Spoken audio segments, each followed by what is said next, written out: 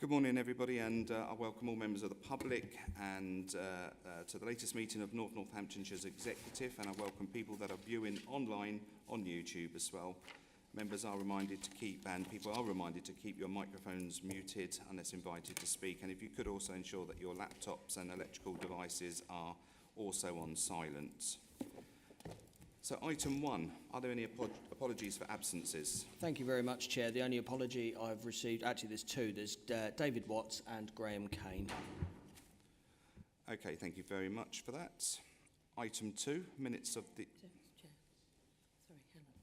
Sorry, Councillor Harrison. Just to say that Matt Jenkins is on his way, but he's got a transport problem, so he'll be about 10 minutes late. Jolly good. Thank you, Councillor Harrison. So, item 2, minutes of the meeting held on the 12th of October 23. Those minutes are on page 5 to 26 of your agenda packs. Are there any comments in respect to their accuracy? No? Okay. Can I have a mover then and a seconder to sign those meetings? Councillor Howell has moved. Councillor Howells has seconded. So the minutes have been moved and seconded. Can I have a show of hands in favour, please? That's good, thank you.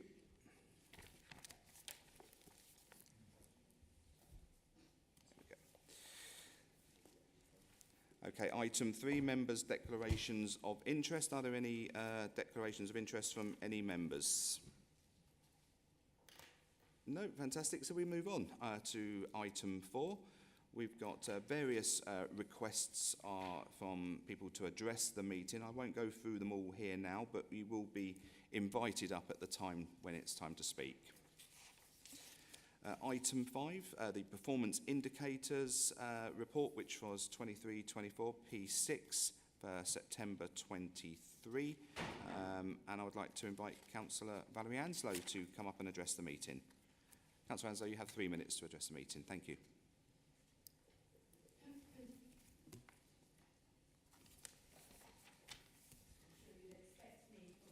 I'm sure you'd expect me to speak on one of the aspects of this, which is AFL 12 on page 44. It's about rough sleepers. 9 rough sleepers are entrenched or are long-term rough sleepers, and they are part of the RSAP project. 13 are recorded from the snapshot in September. So does this include the 9 entrenched, or are they on top of the 13? That's the first question. Secondly, where in North Northants is the concentration of rough sleepers? Are there figures for each of the former boroughs? I'd be interested, I'm sure residents would be interested to know where they are. And with the winter approaching, isn't it time to acknowledge that some long-term rough sleepers will find engagement with the rough sleeper team impossible, but they would use a shelter for the night? Isn't it time to think differently and recognise that housing first principle could include a shelter, the shelter being the housing, and that is the first step on the journey? For some people, living in temporary accommodation, which is offered, is not going to work as a first housing first principle. It needs to be something more informal, and a shelter would provide that. So with that in mind, AFL 19 reports that in the first 2 quarters, 43 rough sleepers have been rehoused. And I'm wondering how many of those have sustained that and are still in accommodation. So there's a few questions there that I'd like some feedback on, please.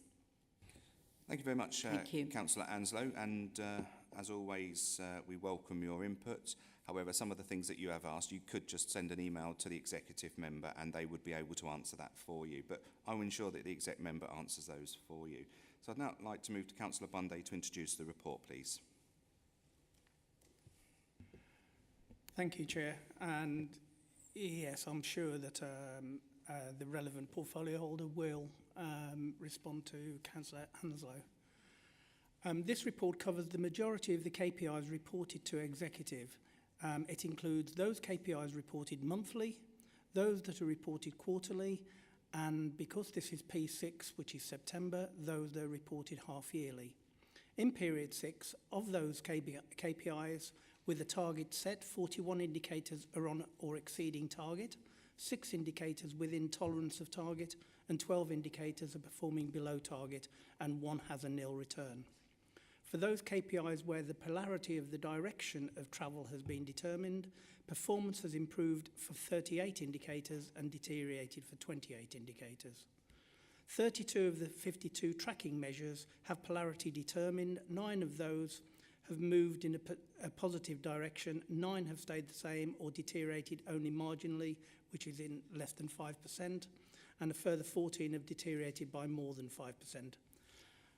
Chair, I'm sure that colleagues will wish to comment on performance within their own areas of responsibility, but just to highlight a couple of areas of my responsibility, while there's been an increase in the number of data breaches reported to the data protection team, there appears to be no specific reason for this increase, as they've been reported across a variety of services, and of those incidents, none have been reportable breaches to the Commissioner's Office. And the increase could be due to the fact that our staff are now far more aware of data breaches. The Information Commissioner's Office has reported a complaint that they have received regarding a request for information which was deemed to be outside of the appropriate fees limit. On the 26th of October this year, they advised that no further action was being taken by them and the complaint has now been closed. Our Customer Services Department have logged almost 300,000 interactions with our customers over the first 6 months of this financial year. As our new telephone and customer relations systems bed in, the overall quality experience for our customers will inevitably increase further. And with that, Chair, I'm happy to propose the recommendations of paragraph 3. Thank you very much, Councillor Bunday, for that. Members, have you got some comments in relation to your area? So, Councillor Brackenbury. Thank you, Chair, and good morning, ladies and gentlemen. And again, thank you for this very helpful snapshot of performance within the whole authority. It's particularly welcome on this iteration because of the number of KPIs which are being reported. In growth and regeneration, I welcome the broadly positive KPIs in both planning and in regulatory services. Planning, obviously, colleagues are well aware that there's work going on to transform the planning service in connection with the relatively recent Planning Advisory Service report.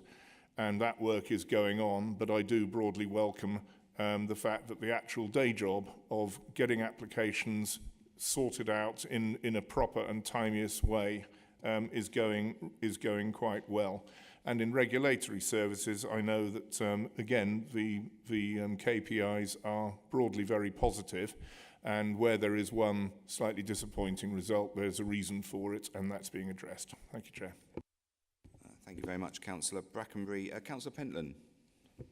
Thank you, Chair. I just thought I'd highlight the good news around the greener sustainable environment KPIs, which are all moving in a positive direction. It was particularly good to see the number of electric vehicle charging points going up from last time, which is obviously really important that we get that infrastructure in place for people to be able to use. So it's positive news. Thank you very much, Councillor Pentland. Councillor Rowley. Thank you, Chair. Just to answer the questions raised earlier, the numbers I believe, do include all of the rough sleepers at the time. There is a breakdown of the areas that any rough sleepers were found, but I haven't got those numbers to hand at the moment, so I'll pass them on to you at a later date, and I'll also come back to you with the other questions. Thank you. Thank you very much, Councillor Rowley. Councillor Binley. Yeah, thank you, Chair. Just wanted to pick up on a couple of areas, really.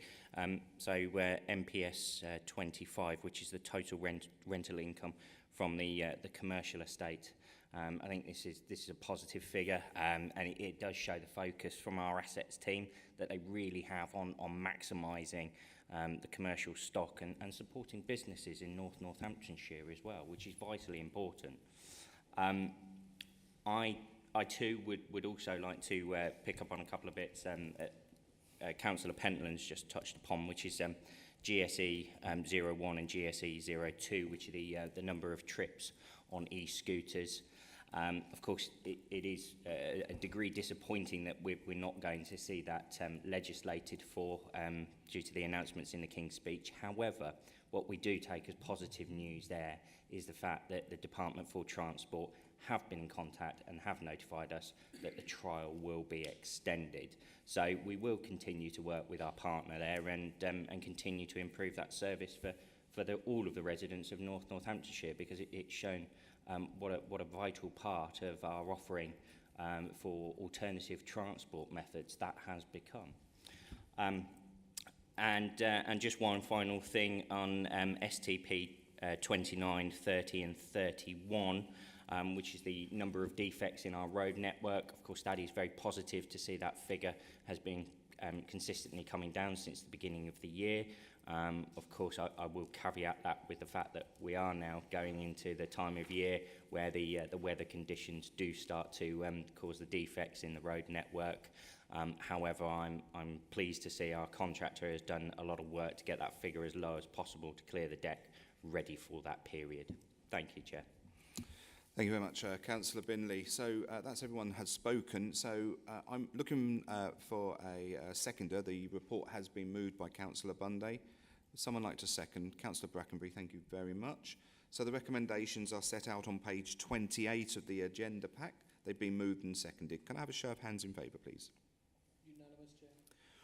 Thank you very much. So we now move on to item 6. Now, unfortunately, I need to delay this item 6 at the moment towards a bit later on, because I've asked for the Chair of Audit to come in and give us a report on this, which unfortunately his diary hasn't allowed for us to be able to do this first thing. So please accept my apologies for that. I have spoken to the individuals and thanks for your understanding on that. So we will go to item 7, which is the Public Space Protection Order, dog control. And I would like to invite Councillor Valerie Anslow to come and address the meeting again. Thank you.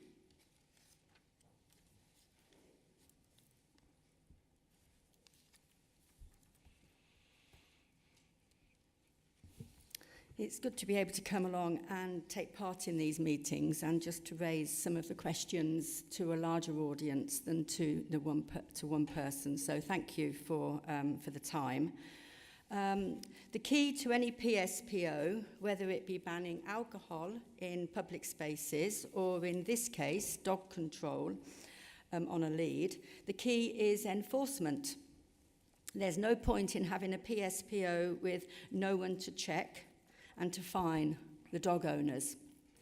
4.45 recognises that the impracticality of monitoring can mean that some areas would not be covered, as in the case of public footpaths. We've had discussion a few years ago, I remember, on the Borough Council in Wellingborough, and I'm glad that NNC will make this happen across the board. But dog owners need to know that they will be fined if they're found letting dogs off their leads or defecating in, and not picking it up. And that brings me to another point, that bins need to be emptied and kept in a usable fashion for people to want to use them. There's nothing worse than an overfilled bin to put people off. So as a dog owner myself, I welcome this. I think it's an important point, but I do want you to realise that enforcement and cleanliness is also important as well. Thank you. Thank you very much, Councillor Anslow. I'd now like to invite Councillor Kelly Watts, please.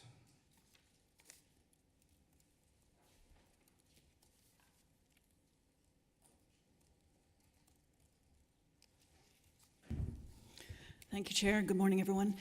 Just a couple of quick points. We've had the dog orders in place in Kettering now for a while, and they work generally pretty well. Just a couple of things, though. I think it's really important that signage is taken into account. I'm thinking particularly of London Road Cemetery, which is a vast area of land.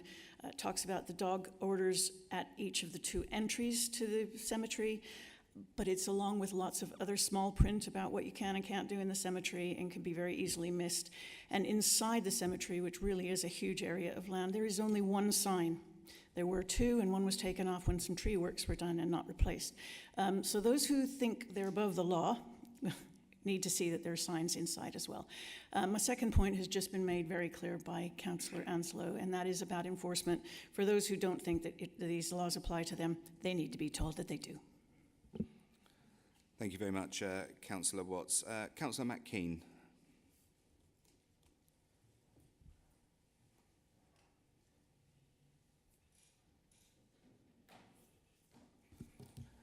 Thank you, Chair. Quite a lot of the points I like to make have already been made, but just again on the enforcement thing, I'd say a very good lesson that we had from Corby Borough Council is when dog waste was on pavements that we used to use temporary paint to highlight that it had been picked up and highlight that people are in the area carrying out enforcement activity.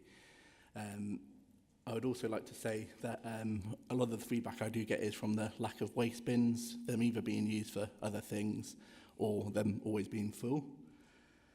And although the vast majority of the dog owners are responsible, I think it is important that we do have a lot of signage in place and we emphasise on enforcement. And some of the other boroughs and districts around here, they have actually cornered off exercise areas which are just for dog owners and for them to be able to be off their leads. And maybe we can implement some of them areas into our local towns and villages and districts.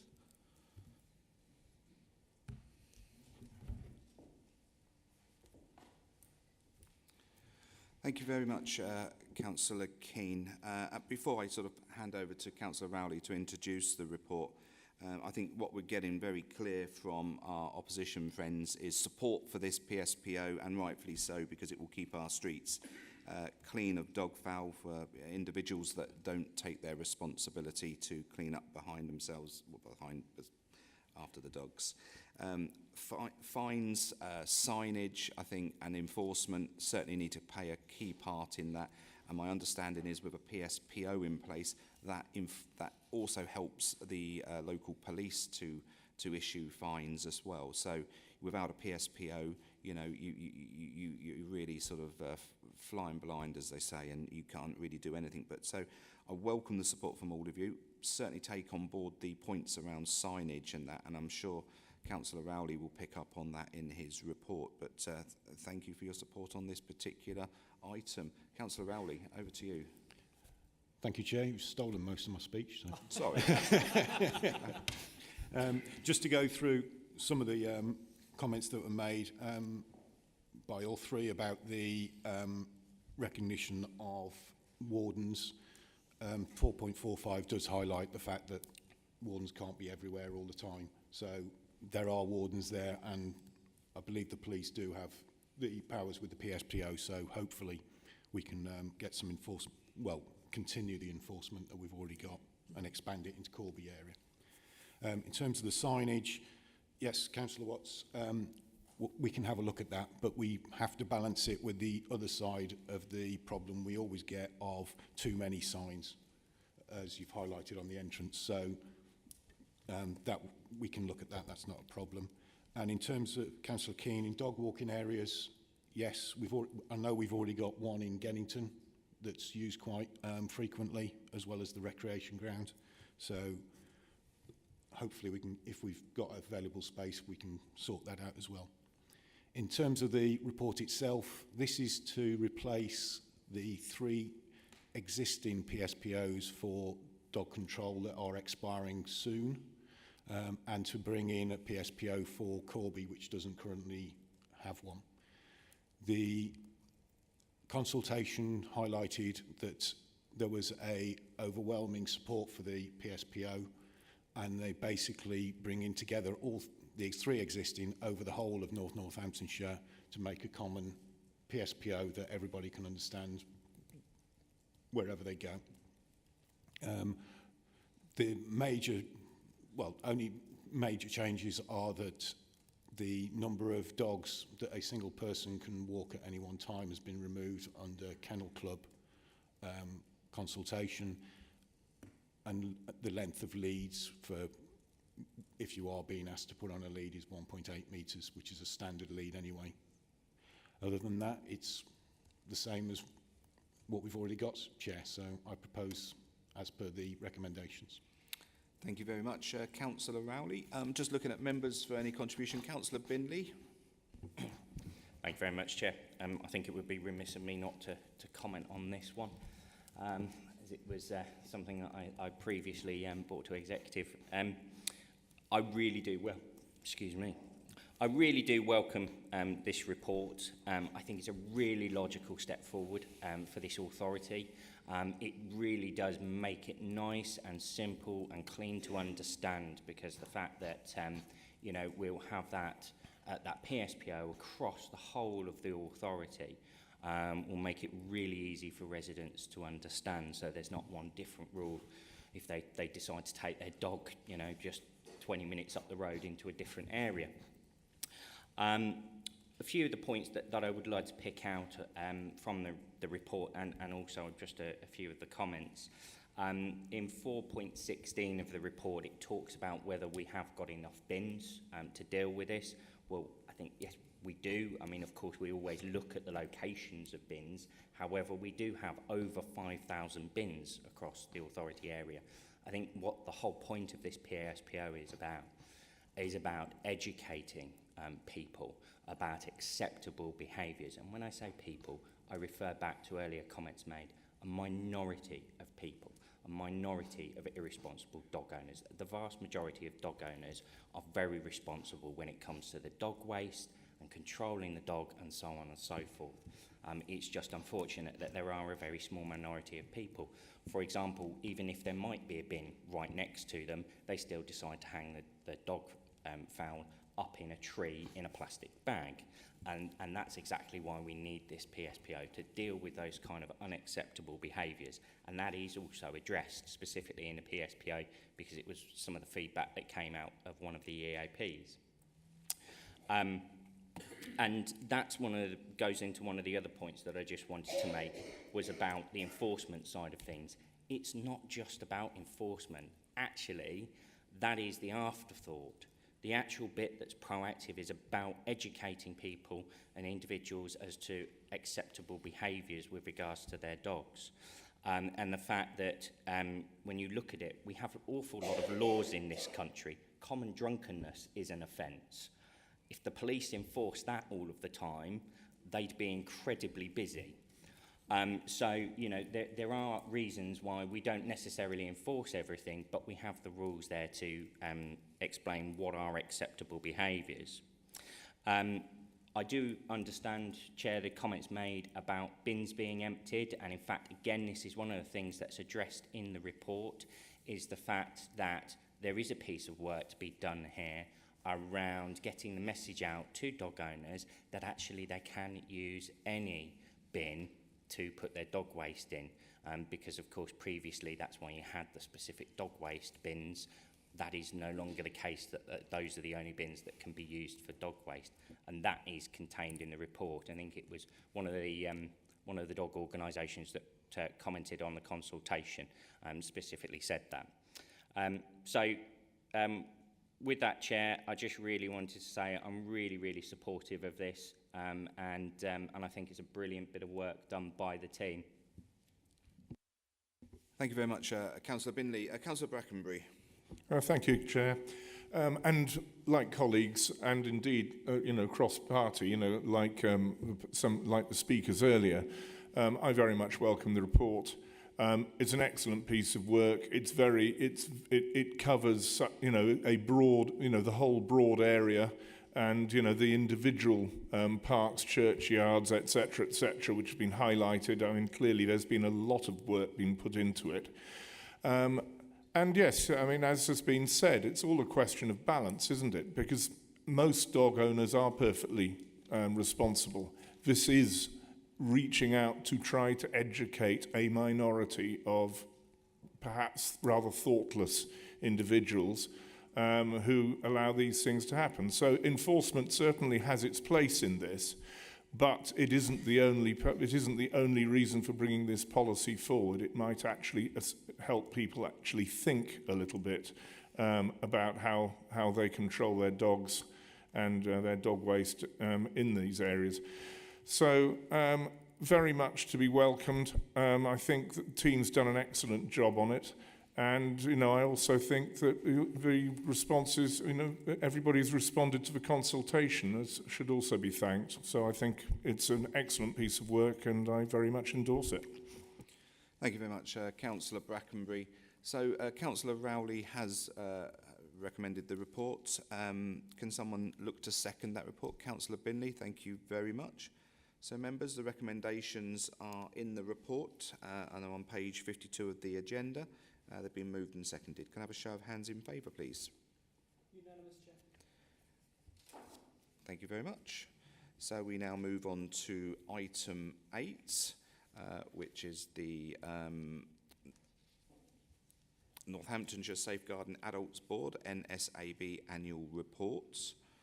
And I would now like to ask Councillor Harrison to introduce the report, please. Thank you, Chair. The purpose of this report is to present to the Executive the Northamptonshire Safeguarding Adults Board Annual Report 2022-23. We tend to refer to the board as NSAB, so I will do so from now on because it's quicker. In accordance with the Care Act 2014, it's a statutory requirement for local authorities to establish a Safeguarding Adults Board in its area. The purpose of the Safeguarding Adults Board is to assure itself that local safeguarding arrangements are in place and partners act to protect the welfare of adults who have care and support needs and who may be at greater risk of abuse and neglect. The board is committed to preventing abuse from happening and that safeguarding practice continues to improve outcomes for people in Northamptonshire. Safeguarding adult boards have 3 core duties under the Care Act. Firstly, to publish a strategic plan for each financial year and its strategy for achieving those objectives. To publish an annual report including what's been achieved during the year, what it has done to implement the strategy, what members have achieved and findings of reviews. And finally, to conduct safeguarding adult reviews in accordance with Section 44 of the Care Act. NSAB is made up of senior officers nominated by partner agencies such as the statutory partners, which are North and West Northamptonshire Councils, Northamptonshire Police and Northamptonshire Integrated Care Board. Other members include acute hospitals, KGH and NGH, Department of Work and Pensions, Healthwatch North and West Northamptonshire, HM Prisons, Northamptonshire Fire and Rescue Service, Northamptonshire Healthcare NHS Foundation Trust, National Probation Service, Northamptonshire Public Health and organisations in the voluntary and community sector. Members have delegated authority to represent their organisation and to make decisions on their agency's behalf. The annual report provides an overview of NSAB's achievements against the Strategic Plan 21 to 23 for the period of the 1st of April 22 to the 31st of March 23. Within the report, you'll find various reports, including from our independent scrutineer, an overview of the work carried out by the Delivery Board, the Communications and Engagement Subgroup, the Learning and Development Subgroup, the Quality and Performance Subgroup, and the Safeguarding Adults Review Subgroup. Each of the statutory partners gives an overview of safeguarding activity and improvements within their own organisations. Towards the end of the report, there are some useful statistics and graphics about safeguarding concerns that were raised. And finally, a progress report on progress against that strategic plan for 21 to 23. That's what's in the report.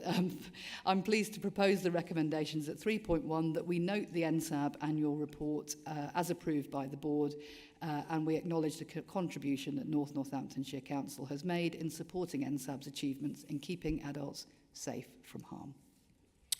Brilliant, thank you very much. Councillor Harrison, members, have you got any comments to make in relation to this excellent report? Councillor Howe.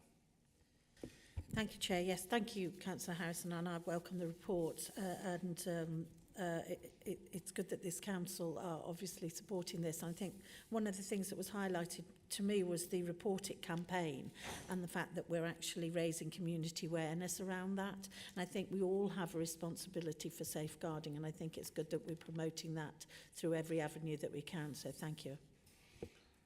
Thank you very much, Councillor Howell. So Councillor Harrison has recommended the report. Councillor Harrison, did you want to just come back briefly on Councillor Howell's comments? Just very quickly to say, yeah, I absolutely agree with you on that point, and that may be reflected in the increased number of safeguarding adult review referrals that we received in the particular year that we're talking about. Not all of those became investigations, but it does show that more and more safeguarding reports, concerns are being reported, and that's to be welcomed. Thank you very much. So Councillor Harrison has recommended the report to be noted. Councillor Howell, I assume you would like to second that. Okay, thank you very much. So the report is set out and the recommendations are on page 94 of the agenda pack. They've been moved and seconded. Can we have a show of hands in favour, please? Unanimous, Chair. Thank you very much. So we move on to item 9, the Northamptonshire Local Development Scheme. And I'd like to invite Councillor David Brackenbury to introduce the report, please. Thank you very much, Chair. And it's my pleasure to introduce this item. The Local Development Scheme is a statutory requirement to highlight the various iterations of planning policy which the authority is undertaking. This is actually useful for government and the Department for Levelling Up Housing and Communities to make sure that an individual local authority is meeting its planning policy objectives and requirements, and obviously where they are not, action can then be considered under the relevant legislation. That is not the case here. We have a strong local development scheme. It is a living document, so it is subject to periodic review. And the last time it was reviewed was in March 2022, so it is a revision of that document. Basically, the planning policy items within the local development scheme are the North Northamptonshire Local Plan, which is the strategic plan which will in time replace the current joint core strategy, which is this current adopted strategic plan for North Northamptonshire. It also covers the 4 Part 2 local plans, which are less strategic but more site-specific for housing and employment and other growth within the areas of the former borough and district councils. And the next item will, of course, discuss the Part 2 plan for East Northamptonshire, but the other 3 Part 2 plans were adopted by Council since vesting day, so we will have all 4 Part 2 plans duly adopted, which is welcome news. The other area is the North Northamptonshire Gypsy and Traveller Local Plan. There's a lot of work going on with that because of various changes to the assessed need for gypsies and travellers and the number of pitches that may be required. But again, that is part of the local development scheme, and we are keeping an eye on all these plans and all these pieces of planning policy as they go on. So the LDS will be revised in due course. The one area which is not yet on the local development scheme is the Minerals and Waste Local Plan.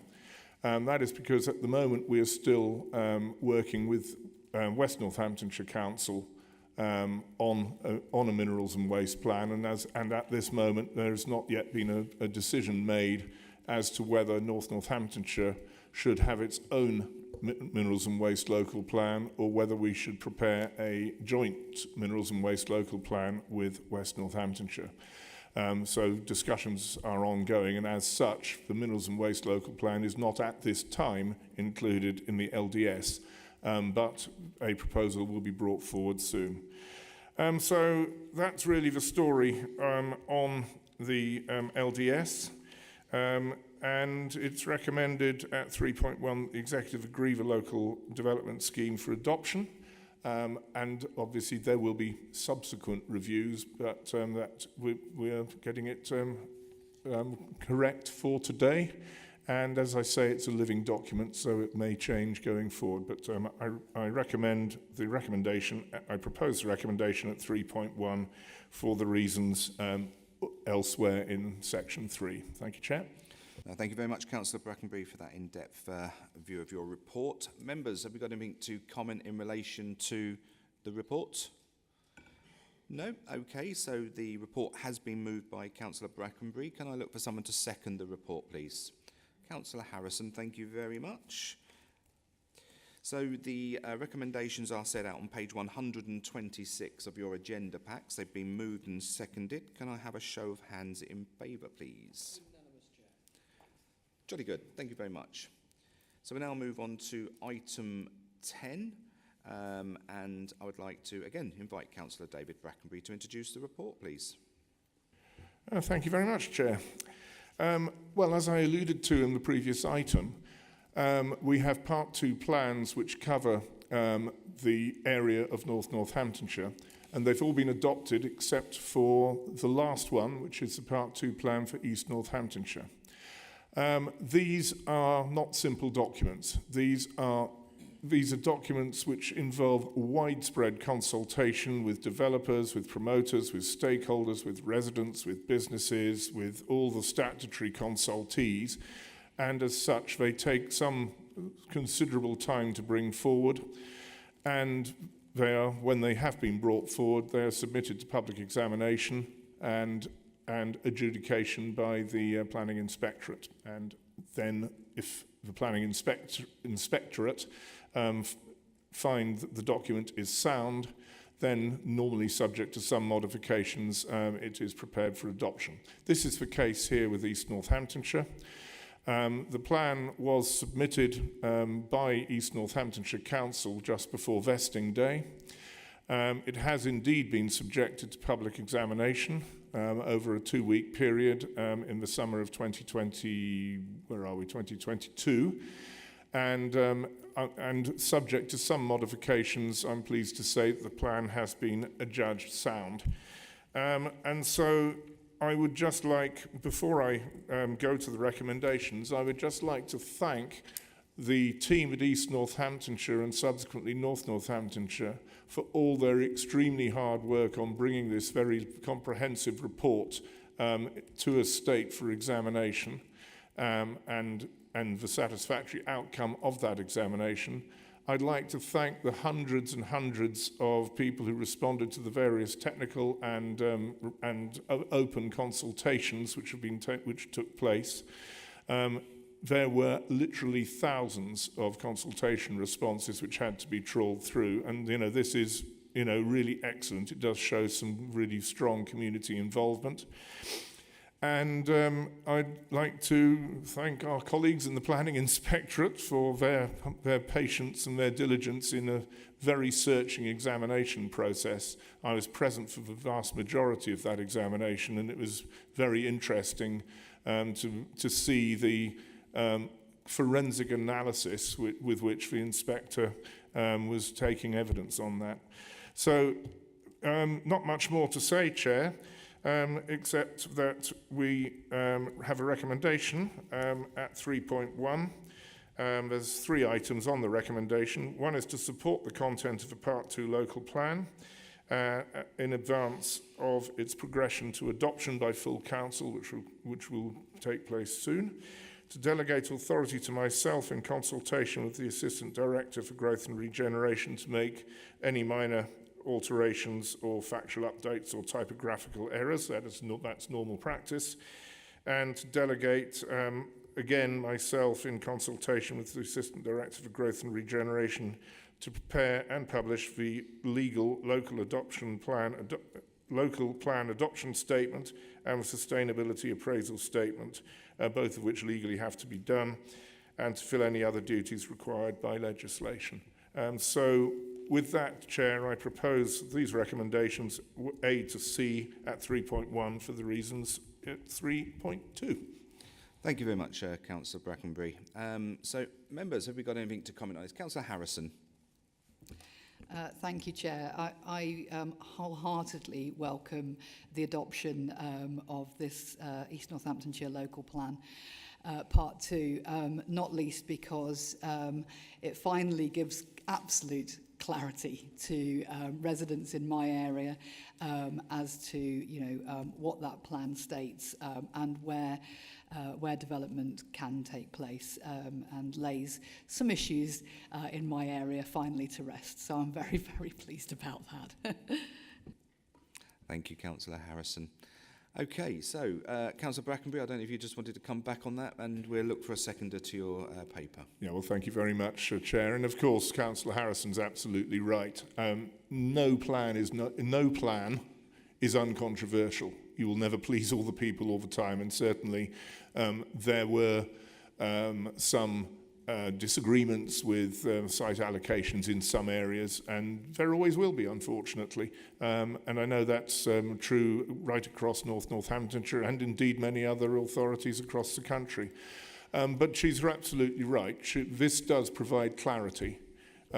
We now have a basis for planning decisions moving forward, which does provide considerable protection against unwanted development, which is also can also be a danger. I mean, there are a number of authorities which do not have up-to-date local plans, and the danger of that is that you have death by planning and appeal. You basically have no allocations of sites, so a developer can bring an application forward anywhere, basically, as they see fit, and then if you don't have a local plan, you're very strongly prejudiced if any appeal takes place. So I do welcome those supportive comments, and I continue to move the report, Chair. Thank you very much, Councillor Brackenbury. So it has been moved. Can I look for a seconder? Councillor Harrison. So Councillor Harrison has seconded the report. The recommendations are set out on page 156 of your agenda pack. Can I have a show of hands in favour, please? Thank you very much. So we now move on to item 11, the procurement of an independent living care and support provision across Northamptonshire. I'd like to invite Councillor Maxwell to address the meeting.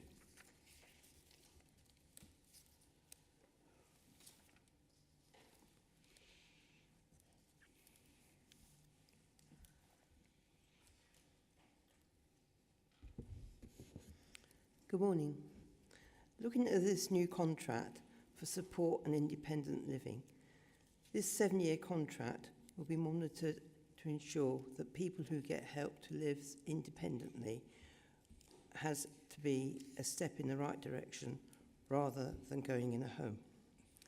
Would NNC monitor their care package or just expect the providers to give them quality care? If the providers giving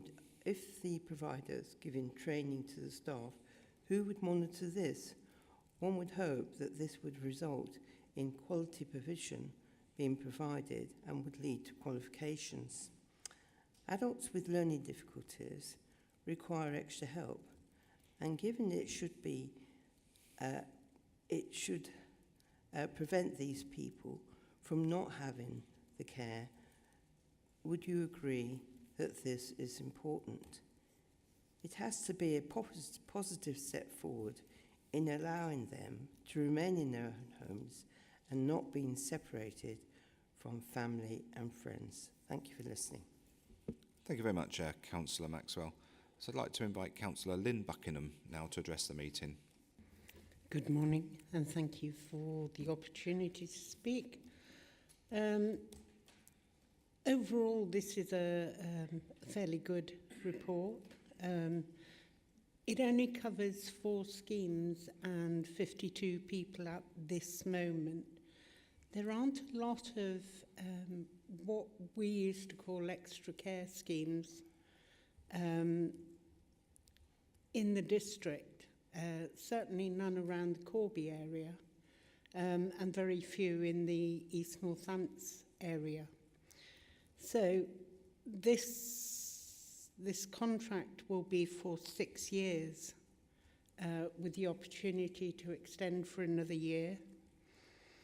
In that time, and I know that there are some private schemes that may be coming online, what will that do to that budget? And are there any, are we looking to extend some of the schemes where we do have those gaps in extra care schemes? Thank you. Thank you very much, Councillor Buckingham. I'd now like to hand over to Councillor Harrison to introduce the report. Thank you, Chair, and thank you to Councillor Maxwell and Councillor Buckingham for their comments and for their mainly support for this paper. Councillor Maxwell, any care organisation that contracts with us is very closely monitored for quality and performance. That is absolutely built into those contracts.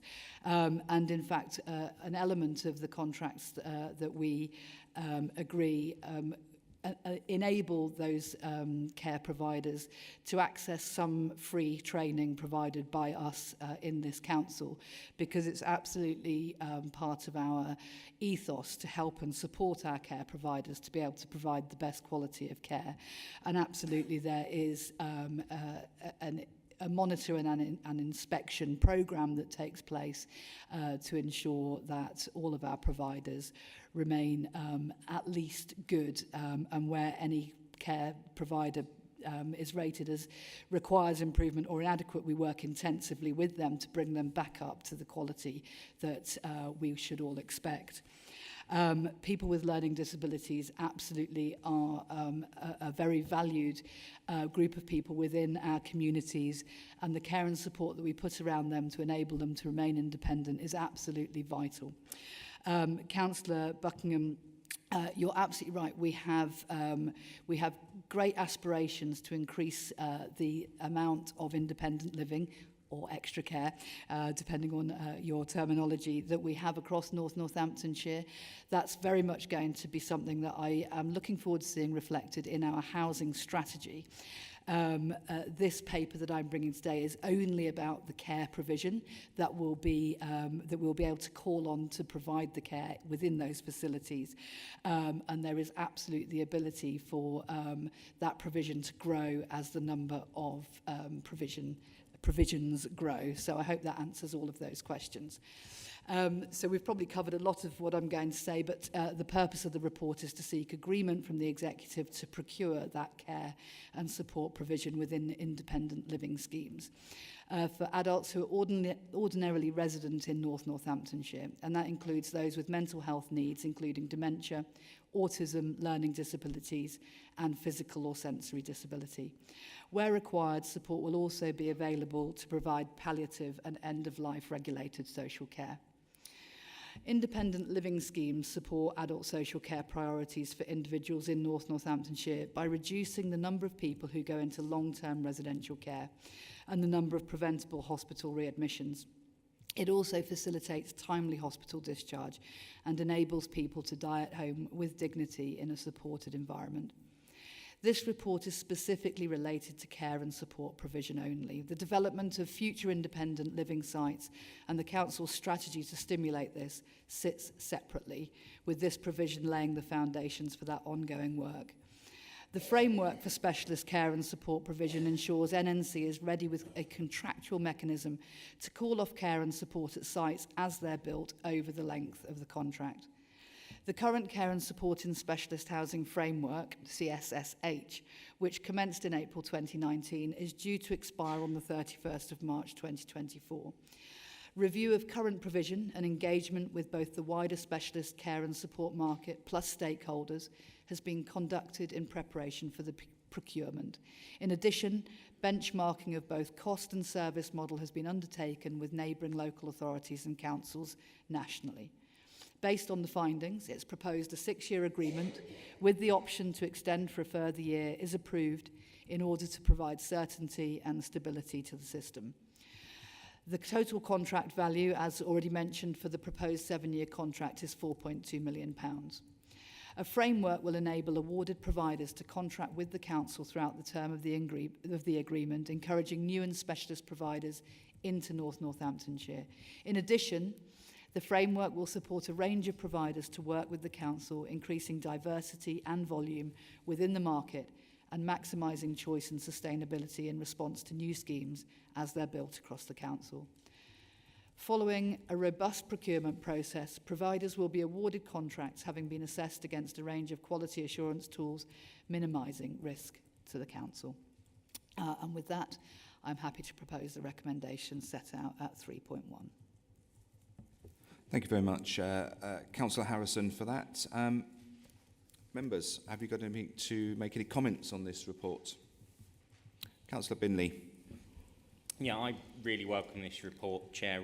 I've actually been to see one of the provisions run by Great Well Homes for Independent Living over at Barringer Court, and I have seen firsthand how vitally important that independent living scheme is. I fully appreciate this report is not for the actual physical provision of the buildings, but of course of that actual service. However, what I'm saying is it's such an important scheme to be able to have. So I really do welcome this because it's such an important kind of intermediary level between somebody going into full care and actually having that independence, because some of the provisions are absolutely excellent out there where people have got access to gardens and they're able to do so many things that they wouldn't otherwise necessarily have access to.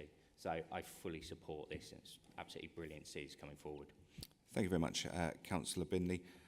Councillor Harrison, did you just want to go back on that before we move to find a seconder?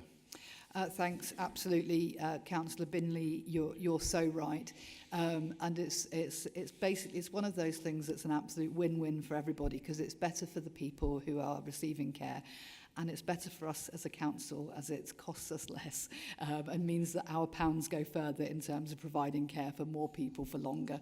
So absolutely, thank you. Thank you very much. Okay, so the report has been moved by Councillor Harrison. Can I look to find a seconder, please? Councillor Rowley, thank you very much. The recommendations are set out on page 163. They've been moved and seconded. Can I have a show of hands in favour, please? Great, thank you very much. So we now move on to item 12, delivery of a household waste recycling centres as of April 2025. I'd like to invite Councillor Matt Keane to address the meeting, please.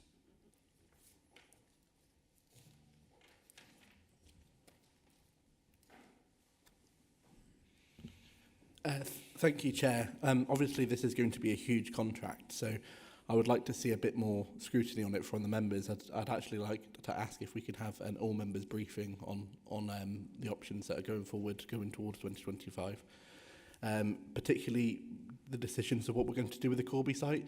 If we're going to keep it in Weldon, the access issues really need to be addressed. I think anyone that tries to come down that road on a bank holiday Monday or will see the problems that you can face trying to get access to the village from the road leading to the household recycling centre. And if we're going to relocate it, a lot of scrutiny needs to be to make sure that the location is fairly right on that. Thank you. Thank you very much, Councillor Keane. Before I go to, obviously, Councillor Binley to introduce the reports, you will note at 6.7 of the report there is an indication in there for members' involvement to utilise the experience of members, and there's some vast experience of members on waste procurement and waste processes. So it's at 6.7 of the report. And naturally, a contract of this size would go through a scrutiny process. That's part of our procedures. And also, there would most likely be an all-members briefing on something so important as this. Naturally, we would include that within the process. So without further ado, I go to Councillor Binley to introduce the report. Yep, thank you very much, Chair. Just to pick up on those points, first of all, I mean, of course, as per the report, we're talking about members looking at this. This has both been before the Sustainable Communities and the Prosperous Communities EAPs. It was considered, they considered the household waste recycling centres options appraisal through workshops.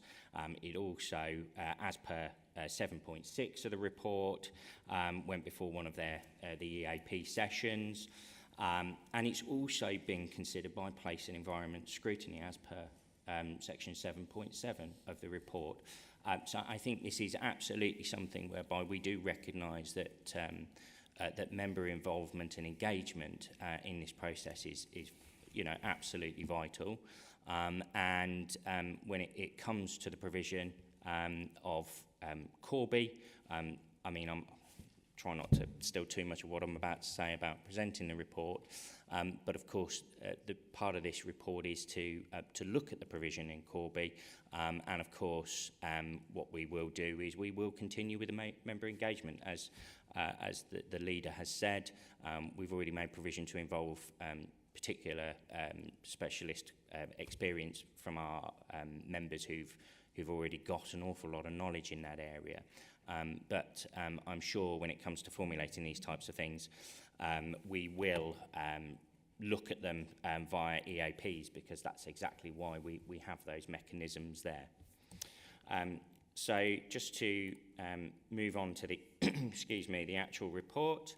The report is to seek approval for the proposed operating model of the household waste recycling centres. I'm going to refer to those as HWRCs from now on, otherwise that's a bit of a mouthful. It also seeks approval for the service to carry out the procurement to secure the required contracts to support said operating model. As a result of the current HWRC operations outsourcing arrangements ending on the 31st of the 3rd, 2025, which is currently operated on a legacy Northamptonshire County Council contract, the current operations at our 4 HWRCs have been reviewed to identify the requirements for the future of the service. An options appraisal was completed this year, and it is included at Appendix A as part of this reports pack. This identified acceptable capacity with regards to current demand, with the HWRCs located within a good distance for the residents to travel.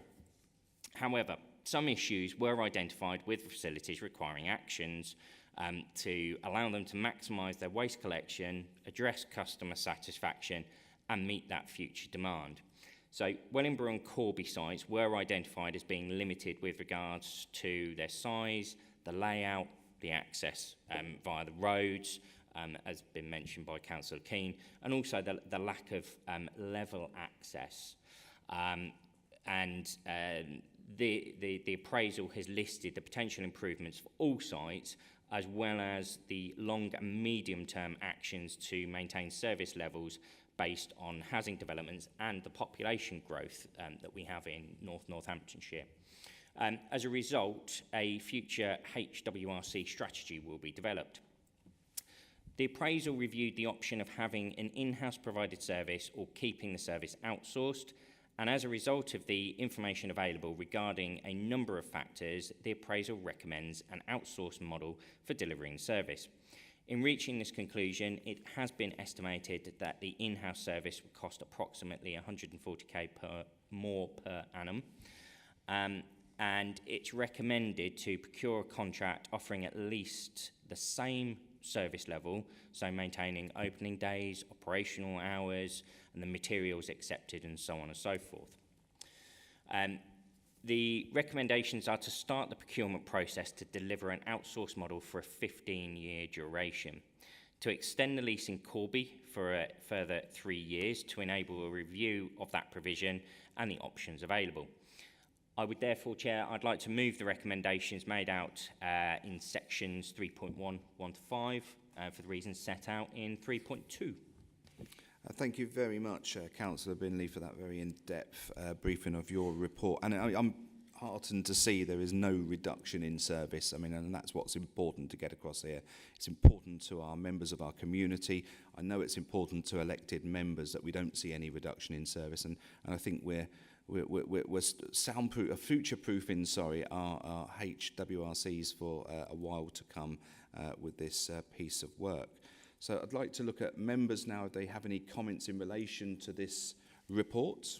Councillor Pentland. Thank you, Chair. Like you, I'm pleased to support this. The household waste recycling centres are really important to local residents in terms of being able to dispose of things, but not necessarily for that to go to landfill, which is obviously important in terms of recycling, reusing.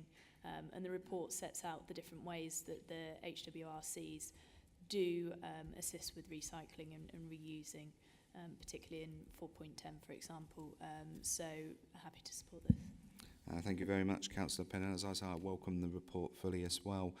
Councillor Binley, I don't know if you wanted to just wrap up and I'll find you a seconder.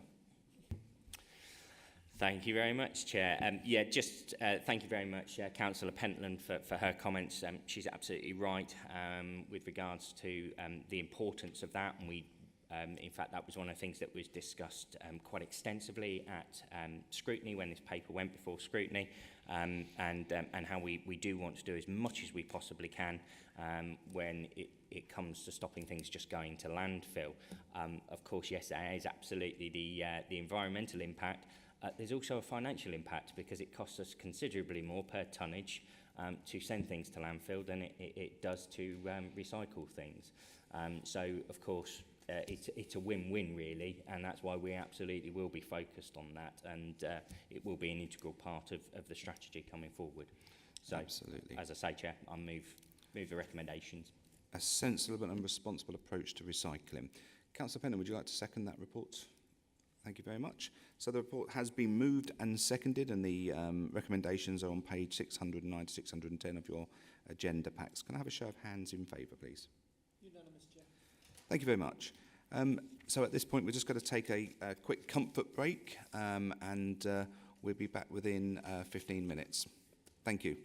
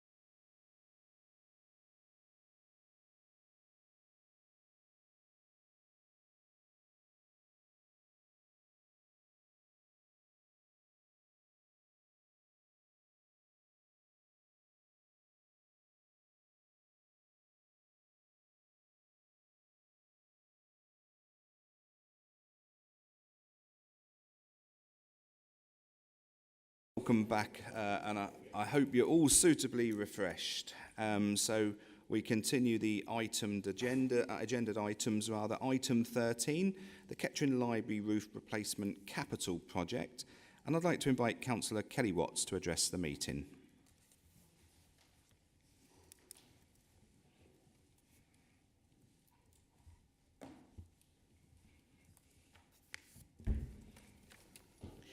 Thank you, Chair. The executive today has been asked to agree nearly £7 million to replace the roof on the gallery and library complex. Point 3A of the report talks about the executive's long-standing commitment to replace the roof, and we're glad that it's the amount required and not the principle to repair the roof that's up for discussion today. We do feel that some of this cost might have been mitigated if the 2019 survey had been treated with more concern, and the issue of taking steps to make the building watertight then might have been a wise move. In any case, we look forward to hearing about the formulation of a comprehensive and robust maintenance and repair program that will keep the new roof in good nick for the next 200 years.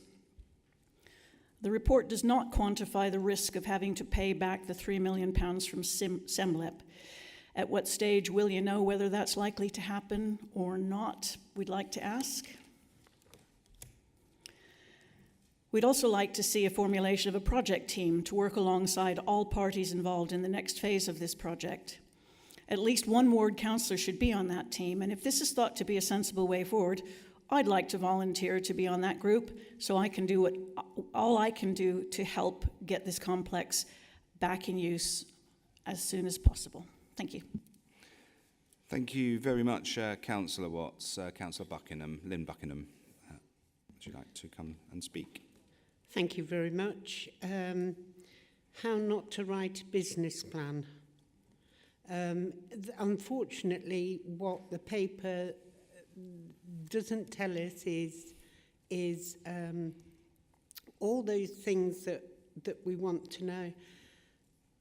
The GSS report says that it will be the roof replacements for Kettering Library, the Alfred East Gallery, and Kettering Museum. But that's the only time that the museum is actually mentioned. It's not mentioned anywhere else in the report. You talk about, and we've got to remember that Collie Weston is only a couple of dozen miles, not even that, down the road. This is local stone. There's local roofers that know and understand the medium. You talk about 50% reclaim, but Collie Weston stone is one of those complex things. So you will have the way it's sort of laid out on the roof is like a jigsaw. So it's quite complex. So understanding what needs to be done needs to go into a business plan, and we haven't seen any of that. We're told that it will be 6.7. Well, we think it will be 6.7 as a minimum, because there are so many variables in here that you don't know about. Doesn't really talk about how we can get some grant funding for this, for the restoration and preservation of the historic buildings, and all three buildings are listed buildings.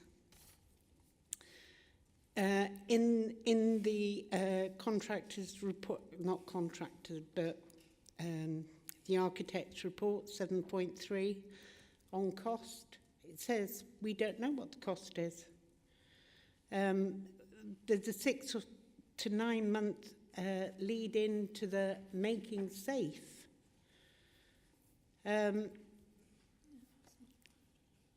It just so woolly. I'd like to have a little bit more indication of what it's going to mean for this council? Is it just going to be another money pit? Thank you. Thank you, Councillor Buckingham. I take on board your point about being a money pit. Do you suggest that we don't repair it? Not at all. Then you know. So then that we I'm need not to go saying through that. this process, don't we, to look at what it's going to cost? Yes, we do. Absolutely. But at the same time, Glad we you do clarified need to that have position. Councillor Maxwell, would you like to address the meeting, please? You've got 3 minutes.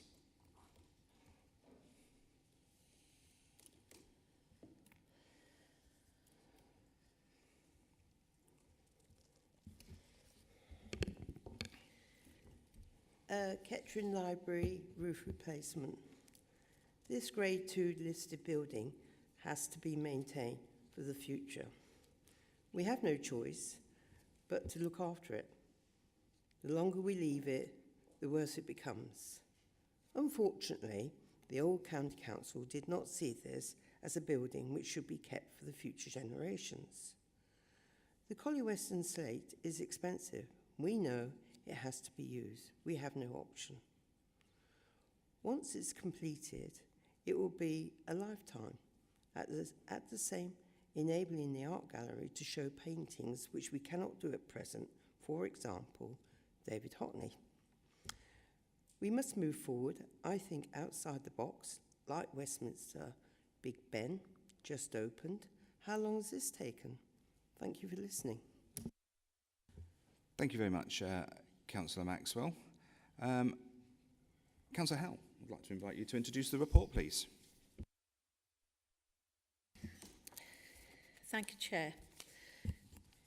Yeah, I'll just pick up on some of the points raised by the members prior to the introduction of the report. The survey in 2019, yes, well, it was a survey done, and obviously those who were in charge at the time took note of that survey. That was not this council, so it was nothing to do with Northants Council. That survey was commissioned by the County Council and was assured that there was about roughly 10 years left before the roof would need replacing. Obviously, the issues with that have subsequently changed, but when the project was scoped through Kettering Borough Council, that information was taken into account, and the roof was not part of the project because there was for a new extension. It was not included, the roof was not included. But I will cover some of that in my report.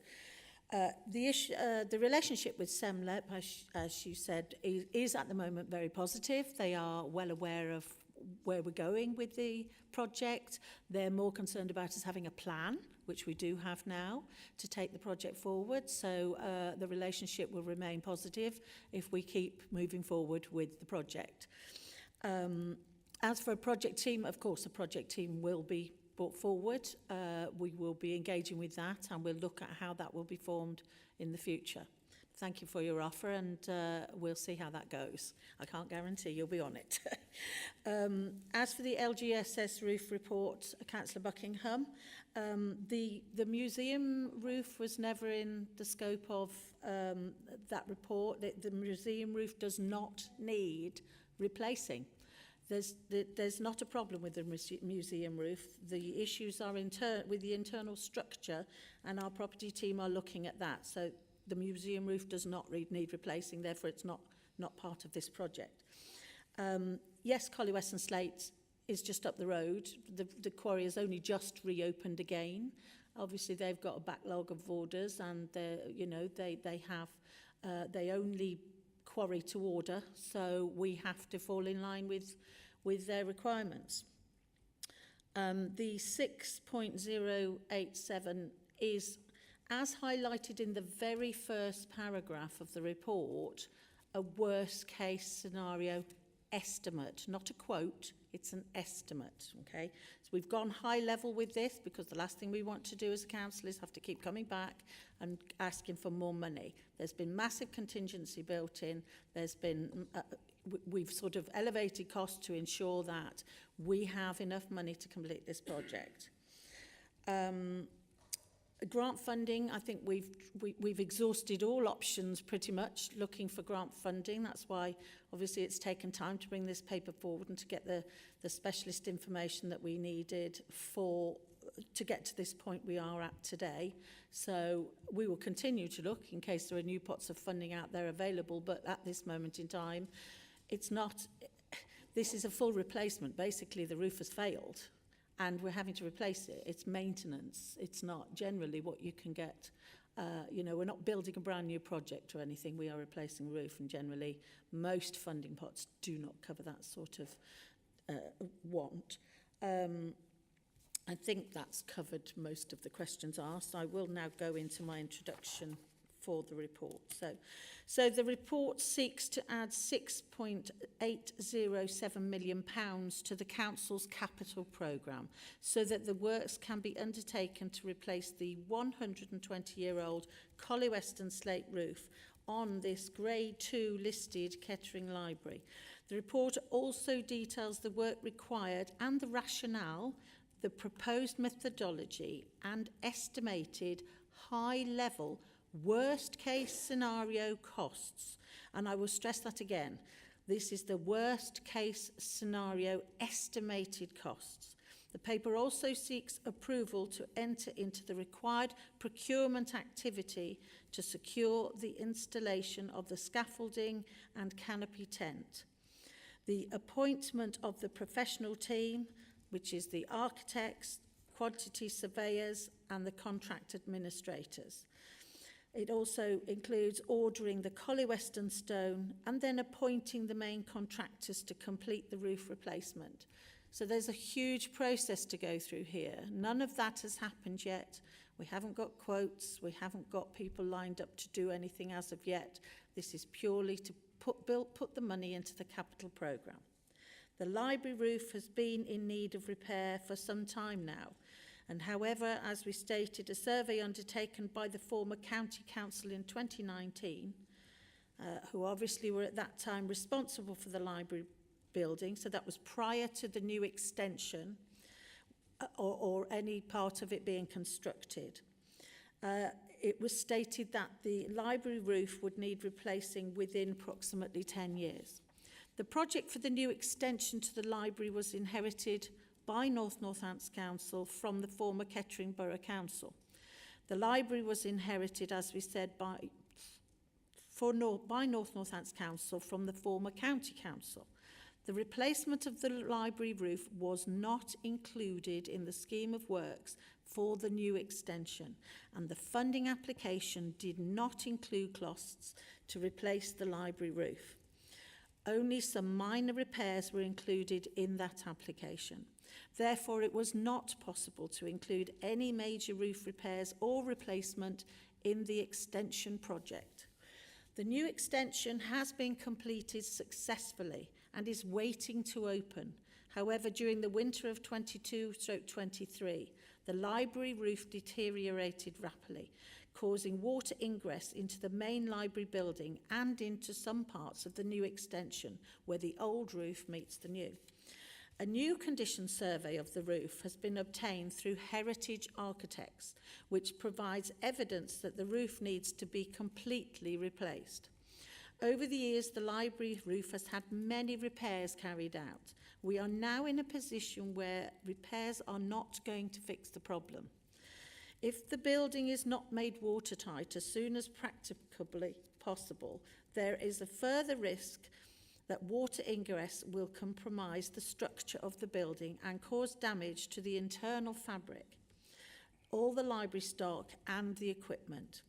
We have a duty to keep this listed building in repair and to maintain a statutory library in Kettering Town Centre. A decision was taken in January of 2023 to delay the opening of the Cornerstone project and to progress work on a design for scaffolding and tenting of the whole building. This is to allow work on the roof to continue as the slates are laid on a mortar bed, and this work cannot be conducted during inclement weather unless, as I stated, it is under a canopy. With a tent, these risks related to inclement weather will be mitigated. The design for the scaffolding and tent are complete, along with an indicative cost for them to be in place for around a 2-year period.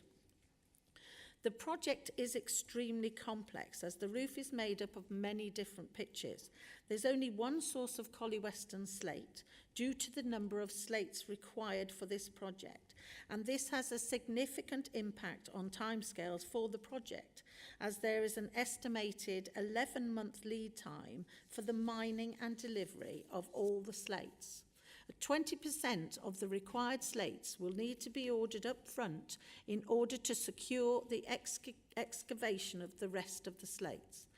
It is expected that approximately 50% of the existing slates will be salvaged. However, each slate needs to be tested individually. The life of a Collie Western slate cannot be guaranteed, but a well-slated Collie Western roof will give a minimum of 100 years and maybe close to 200 years life if it is well maintained. New Collie Western slate will have a much longer life than reclaimed Collie Western slate, but the exact timescales cannot be known. The project does not allow for the full replacement of the timber framed of the roof. The roof repair report by GSS Architect note that the existing timber structure is likely to require localised repair, but the extent of this is unknown until the roof covering is removed. An allowance for repairs has been included within the cost estimate, but this is subject to change pending further surveys.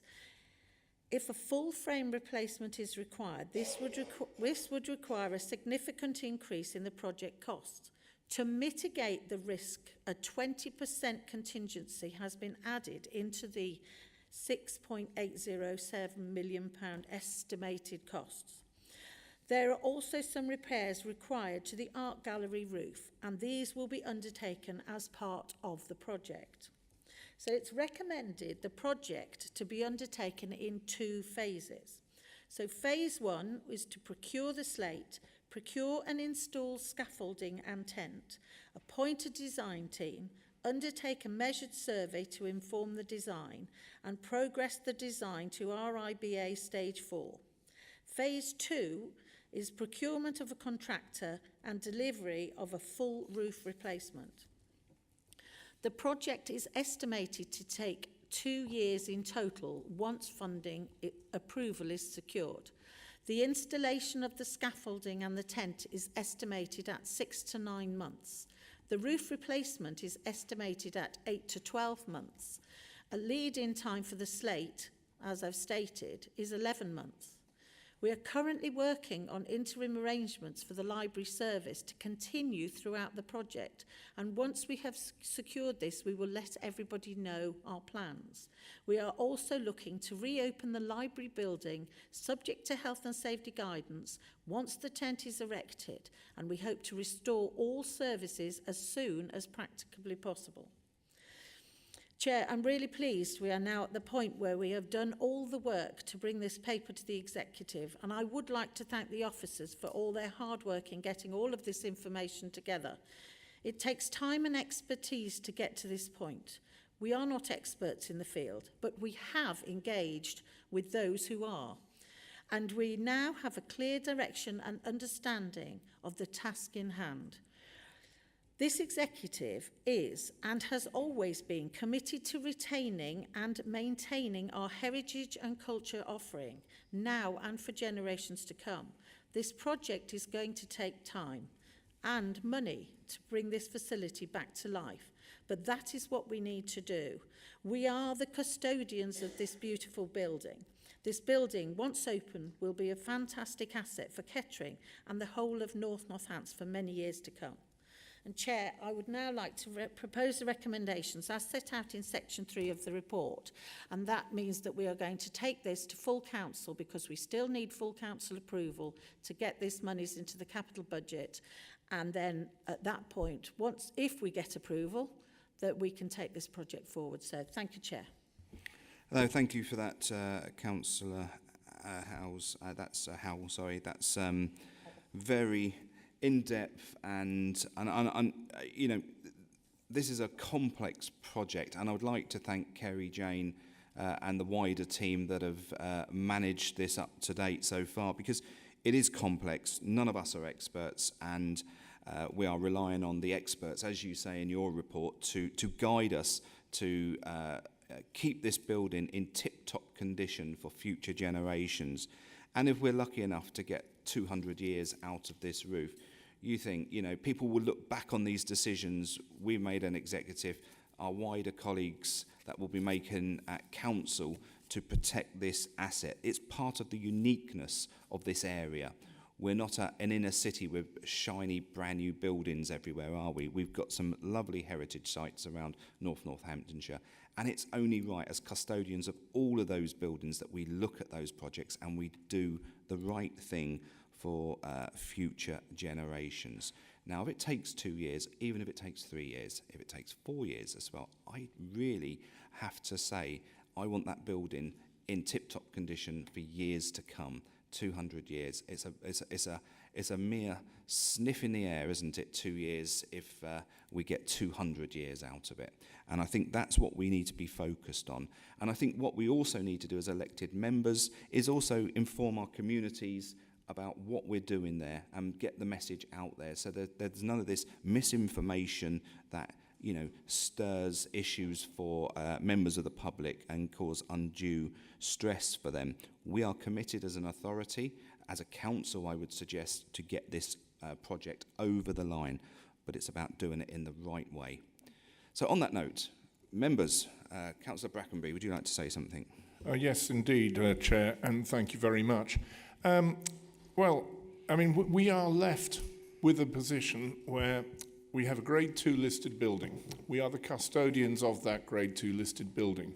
So doing nothing or tinkering around at the edges and trying yet again to repair the roof isn't really an option, because we are advised that the roof needs replacing, and it's come on our watch, and the roof does need replacing. We've got no option in the matter. And while the roof is in the current condition it is, of course, the whole Cornerstone project cannot proceed.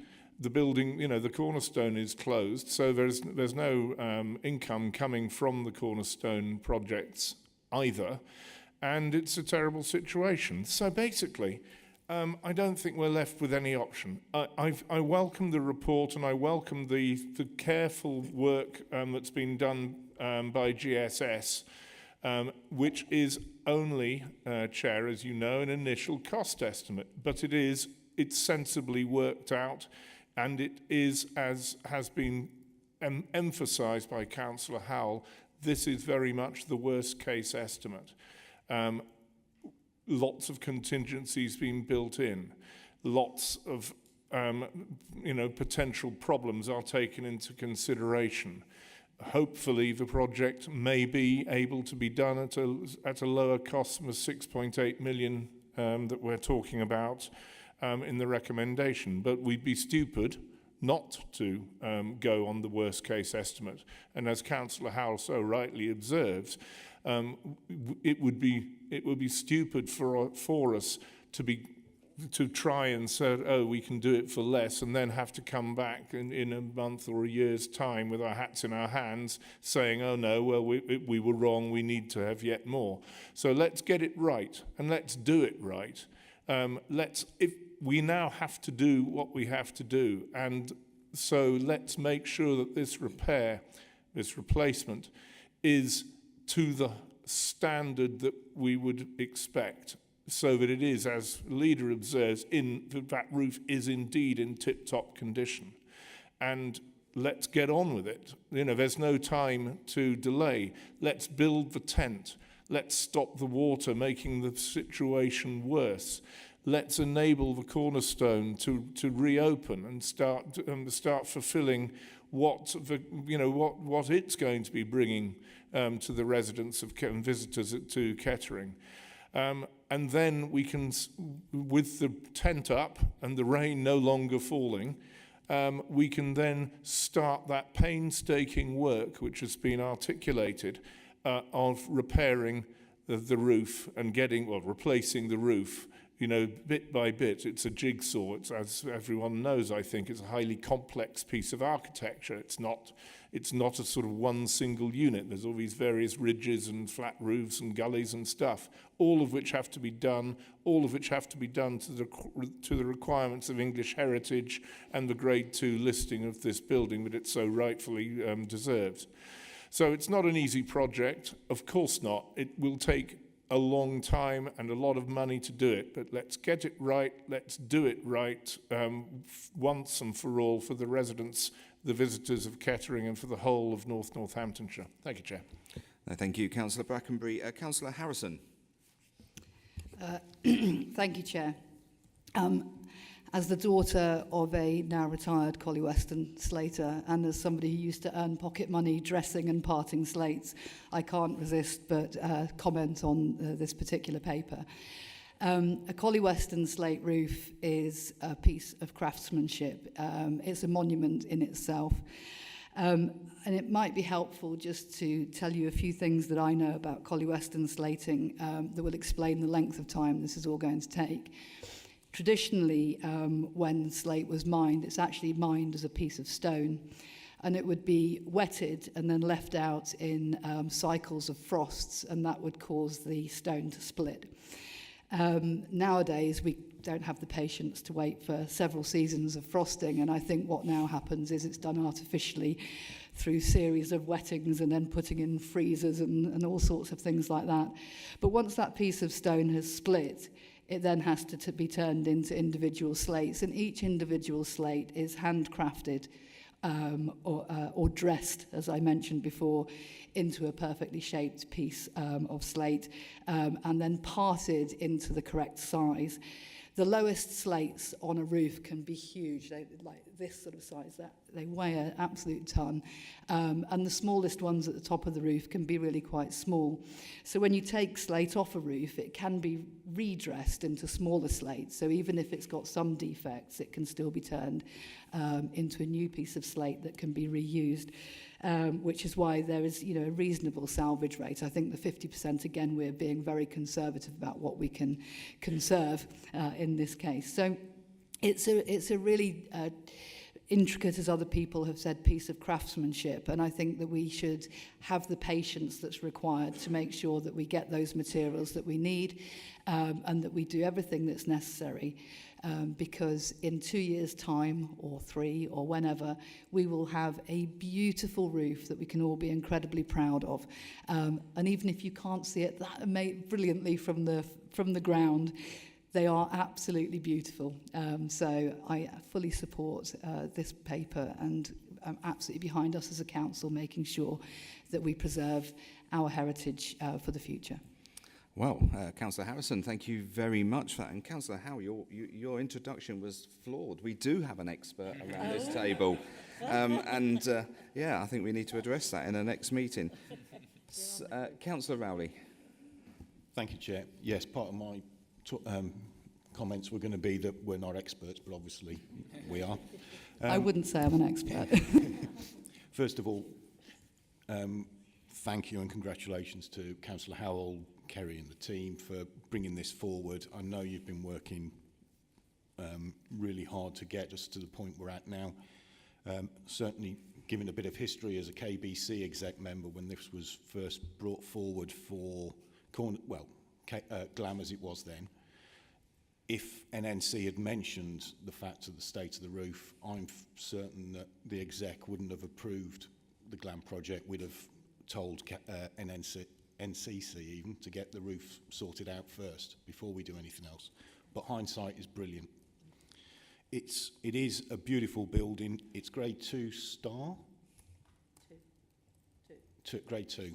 So it has to be protected. It's got the protection under law.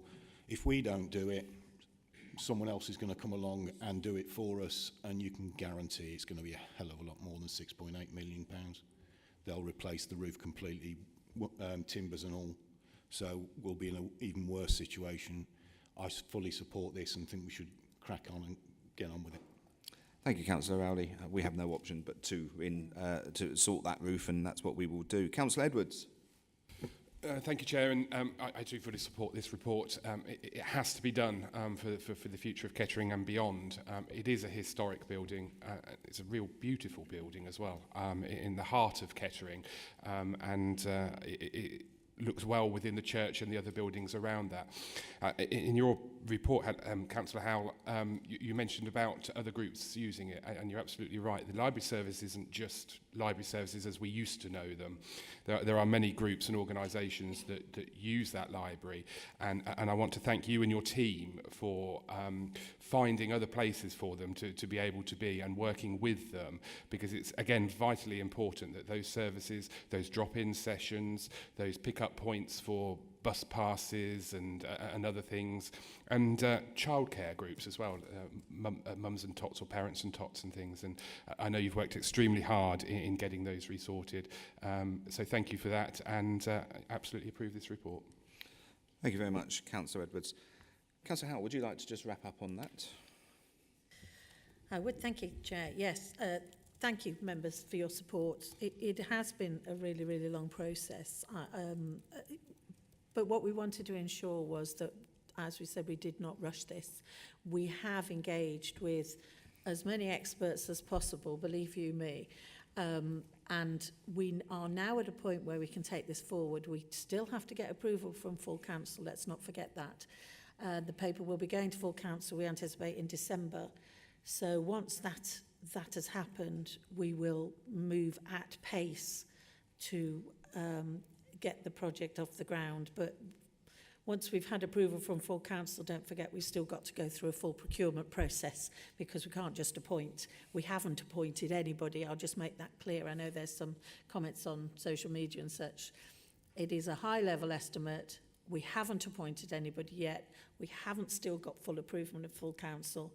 This is where we are at the moment, and all that, and it still needs to happen. So thank you very much for supporting the paper. Again, I will thank all the officers for all their help in this. It's been a massive undertaking.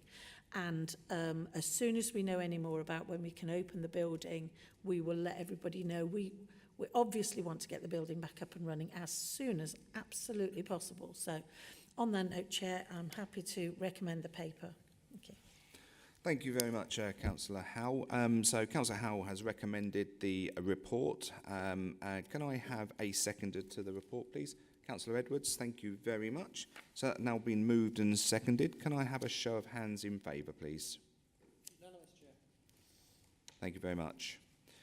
So we move on to item 14, which is the corporate property leasehold policy. And I'd like to invite Councillor Binley to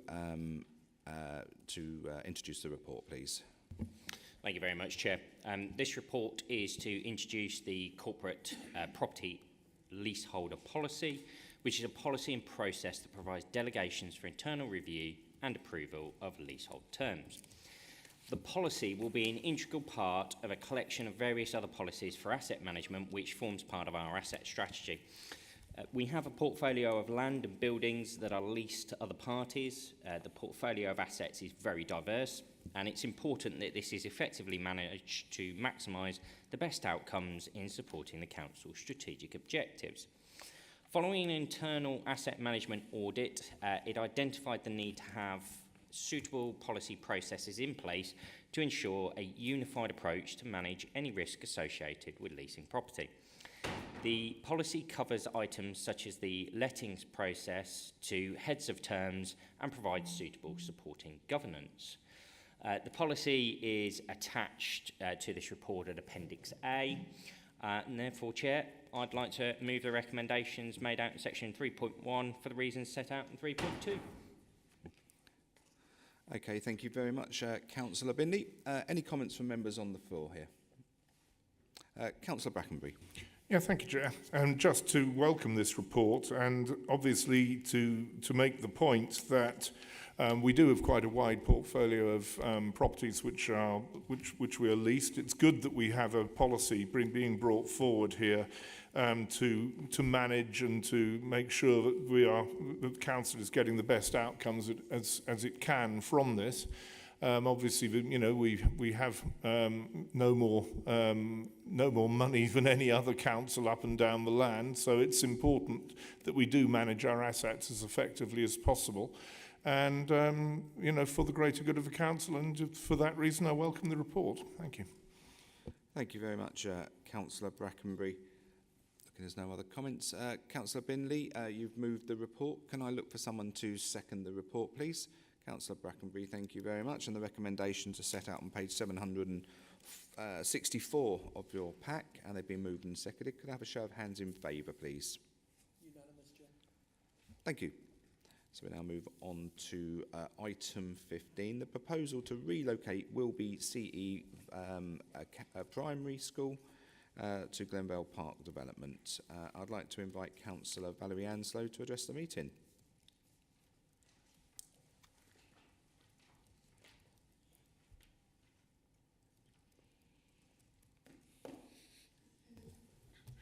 So, having gone through the consultations and interviews, we arrive at this point, possibly offering a new school building to Wilby School, and to PDET for them to utilise. The consultation results show, after the initial outrage, the general acceptance of this being good for the pupils and staff, although the responses by parents who are fearful of the change on the size of the school need to be taken seriously. Many parents have chosen a village school because of its size, and parents from Wellingborough would have chosen Wilby School for that reason, rather than a town school. They would want their child to be in a smaller school. A school of approximately 100 pupils, which is Wilby at the moment, will half fill this new building. And like Stanton Cross School, will continue to be below capacity for a few years while the houses are built and the families move in. So I have a couple of points to make. The need in North Northamptonshire is for places for children with EHCPs, whose parents choose special provision. We know from the numbers of children missing in education that a proportion of these are children with SEND.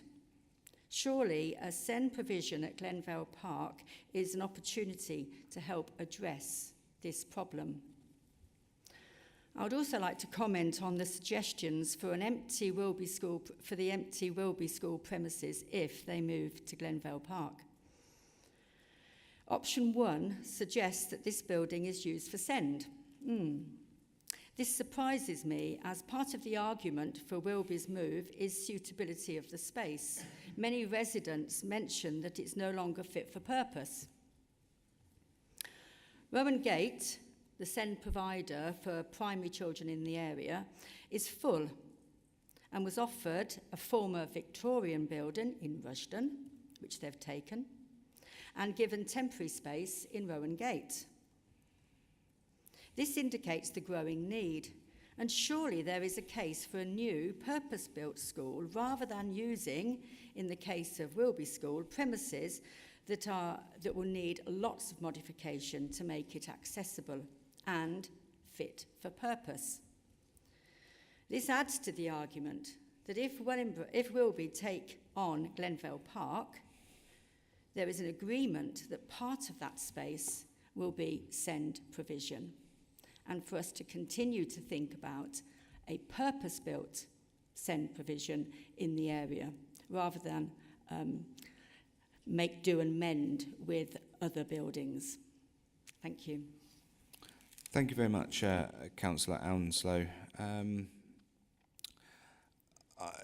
Leanne Buckham's obviously left the meeting now, so she won't be able to address this item. So I go to Councillor Maxwell. Oh, you've withdrawn from this as well. Okay. Okay, so I'd like to go to Councillor Edwards to introduce the report, please. Thank you, Leader. And this report is possibly going to be the last report that's coming here in relation to Glenvale Park School. You will know the history around it, that the school has been built, but because of insufficient numbers cannot be opened as a primary school in its own right. We put out a request for neighbouring schools to move to that area, and we had two schools that put their names forward, Little Harrowden Primary School and Wilby Primary School. They both attended a consultation event and a presentation event, and it was selected that Wilby School would move forward with that.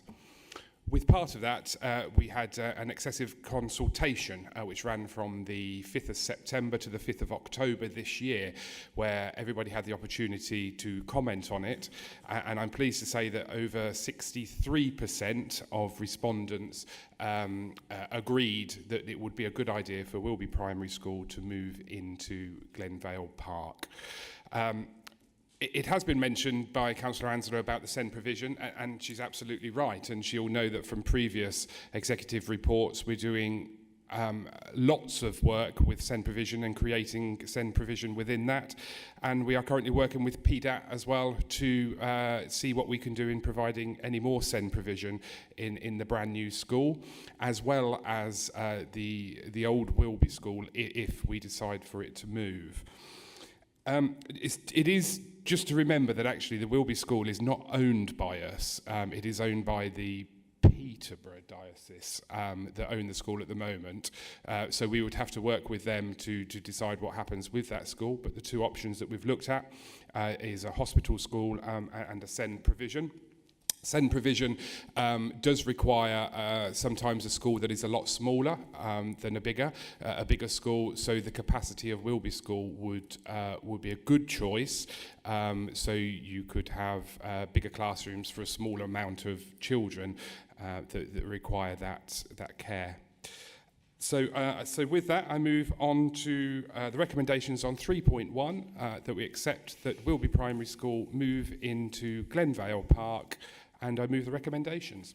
Thank you very much, Councillor Edwards. And what a great position for us to be in. And I know Councillor Anslow alluded to the fact the school will be half empty.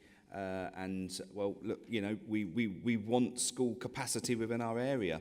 You know, people are moving into the area. They want good schools that they can go to. They buy a house in Stanton Cross there, and they've got a place in a school. So, you know, often councils are criticised about not having the infrastructure before the expansion. I think it was the I before the E, if I remember rightly.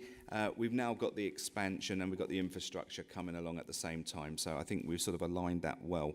But thank you very much for that. Members, is there any comments that you'd like to make in relation to this report? Councillor Brackenbury. Thank you, Chair. And yes, indeed, you're absolutely right, Leader. I mean, the infrastructure, in some respects, has come before the development. So we are getting it in the right way. But no, I mean, I absolutely welcome this, and I welcome the comments that have been made. In that we are providing good quality school provision. I've seen that building, I've seen it go up on the Stanton Cross development. It's going to be a really good building. It's going to be a really good Glenvale Park, I beg your pardon. Thank you. Sorry, my apologies. But it's going to be a really good development, and it's going to be really good for the pupils who actually attend the school. You know, it's brand new, wonderful facilities, so it's excellent. So, you know, I welcome the hard work that's gone into this and the sort of the process of choosing Wilby Primary School that's gone on, and I know that's been quite a process in itself. And also with the options being considered for the for transfer to the school, you know, at 3.12 to approve continuation of the statutory process regarding the transfer of a school to another site. So it's very good stuff, very much to be welcomed, and I approve the report. Thank you very much, Councillor Brackenbury.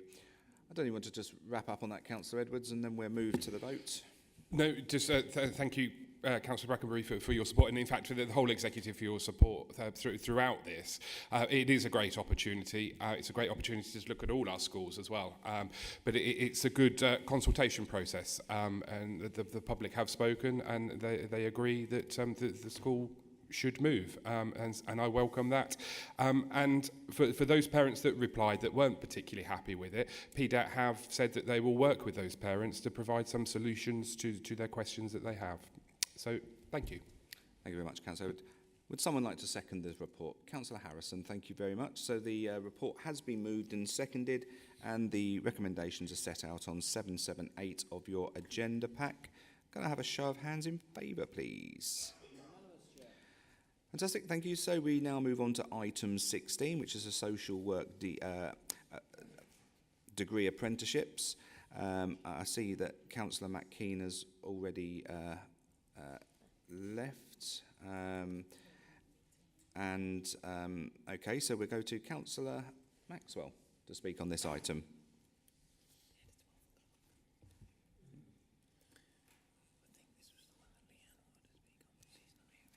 Yeah, she said.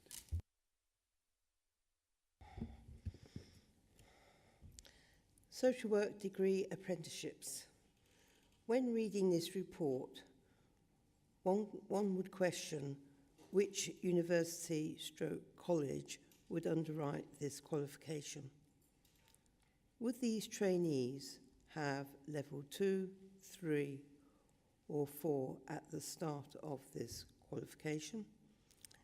If the council are paying for this, would the person be expected to stay in North Northants after qualifying?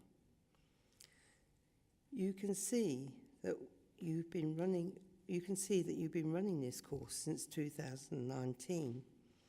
How many were successful? What are the numbers for this academic year?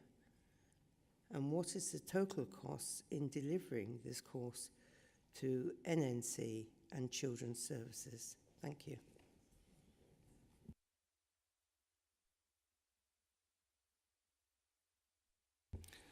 Thank you, Councillor Maxwell, for that. Just to sort of give you the figures on that every single individual has passed since 2019 on this course. And as with any business, organisation, you do begin to train individuals to build your own talents, and so on. But you can't, put the handcuffs on someone and keep them in the business. It's their prerogative to move on if they do wish so. But we're confident that we're getting a good return on our apprenticeship levy on that. So this report approves to procure a new contract to cover the delivery of a social work apprenticeship across North Northamptonshire, West Northamptonshire Council and the Northampton's Children's Trust with a total value of 1.23 million. This will be paid from each organisation's apprenticeship levy funds as set out in the report. Between 24 and 26, North Northamptonshire Council and West Northamptonshire and the Children's Trust are aiming to enrol 55 members of staff onto the social worker integrated degree apprenticeship. The contract that had been in place since 2019 has now been fully utilised. As the North currently hosts the apprenticeship service on behalf of the West, it's responsible for procuring a new contract to ensure delivery of the programme goes forward until 2026. Attracting and retaining skilled social workers is, as we know, a significant challenge for all organisations in the current market, and securing a quality social care apprenticeship training programme is an important step in addressing this. From a North Northamptonshire Council perspective, securing social worker apprenticeship training will enable us to deliver some of our key workforce priorities, including growing and nurturing our own talent and being an employer of choice through developing a clear career pathway and enabling our staff to reach their full potential. At the same time, we are committed to supporting our care leavers. And colleagues, you will be aware that recently we approved a number of key policies in this area at this recent executive meeting. This decision, which will help support the development of new social workers, this is and continues to be a good news story for this organisation and Northamptonshire as a whole. Finally, from a financial perspective, it is important that the Council makes every effort to fully exploit all available opportunities to maximise the use of its apprenticeship levy fund. Agreeing to progress the procurement for this programme will ensure that we continue to utilise our available funds. So I therefore note this report and recommend, as per the recommendations in the report. Members, Councillor Edwards. Thank you, Leader, and thank you for mentioning care leavers. It is something that we have discussed numerous times here at Executive and various other boards, and it's absolutely right that it should be mentioned within this. I think care leavers have the experience of actually going through the system and are able to give back and support those that absolutely need it. The whole principle of social workers and growing our own is fantastic as well. They live in the area, they know the area, they work in the area. So it's vitally important that we do this. So I fully support this. Thank you. Thank you. Councillor Howell. Thank you, Chair. Excuse me. Yes, it's vitally important that this council uses the training levy. I mean, we put money into this training levy every year, and if we don't use it, that money just gets refunded back to the government. So the fact that we're actually investing this money wisely and, as others have mentioned, growing our own is vitally important. It embeds that sort of ethos into our whole organisation, and it just shows everybody that we are an employer of choice, and we are prepared to invest in our people. So I fully support this. Thank you, Chair. Thank you, Councillor Howell. Councillor Harrison. Thank you, Chair. I too think this is an absolutely vital piece of work, and that we need these degree apprenticeships to come forward and to continue. Everybody's already mentioned the reasons why. Recruiting social workers is a big pressure on us. It's difficult across the country. So it's absolutely essential that we should be developing our own workforce here. And sort of in response to Councillor Maxwell's question about can we make sure they stay here, and your response that we can't, of course we can't, but when you invest in people, you create that goodwill, you create that wanting to be part of an organisation that's prepared to invest in their skills. And I think that alone helps us to retain those professionals that we so urgently need. So absolutely everything about this paper is spot on. Thank you very much, Councillor Harrison. Councillor Brackenbury. Thank you, Chair. And I agree with speakers which have already articulated that this is an excellent paper. Nurturing our own talent from within is something which I think should be a focal point right across the council. We've got some excellent staff in all areas and in all directorates, and giving them that sort of career path that can lead to better roles in the future and to career progression is absolutely essential for retaining and becoming also a beacon of a council that people want to come and work for. We often throw the word employer of choice around, but we actually have to follow it up with deeds. And this paper so much articulates what we're trying to achieve across Northamptonshire. There are other areas where it is extremely difficult to recruit really good staff out there on the open market. So nurturing your own talent is just a win-win situation for the council. So I think this is an excellent paper, and I very much endorse it. Thank you, Chair. Thank you very much, Councillor Brackenbury. Councillor Binley. Thank you very much, Chair. Not to repeat too much of what's already been said, I completely wholeheartedly agree with all of the comments. This is absolutely vitally important that we are doing this, and I think it's really brilliant work.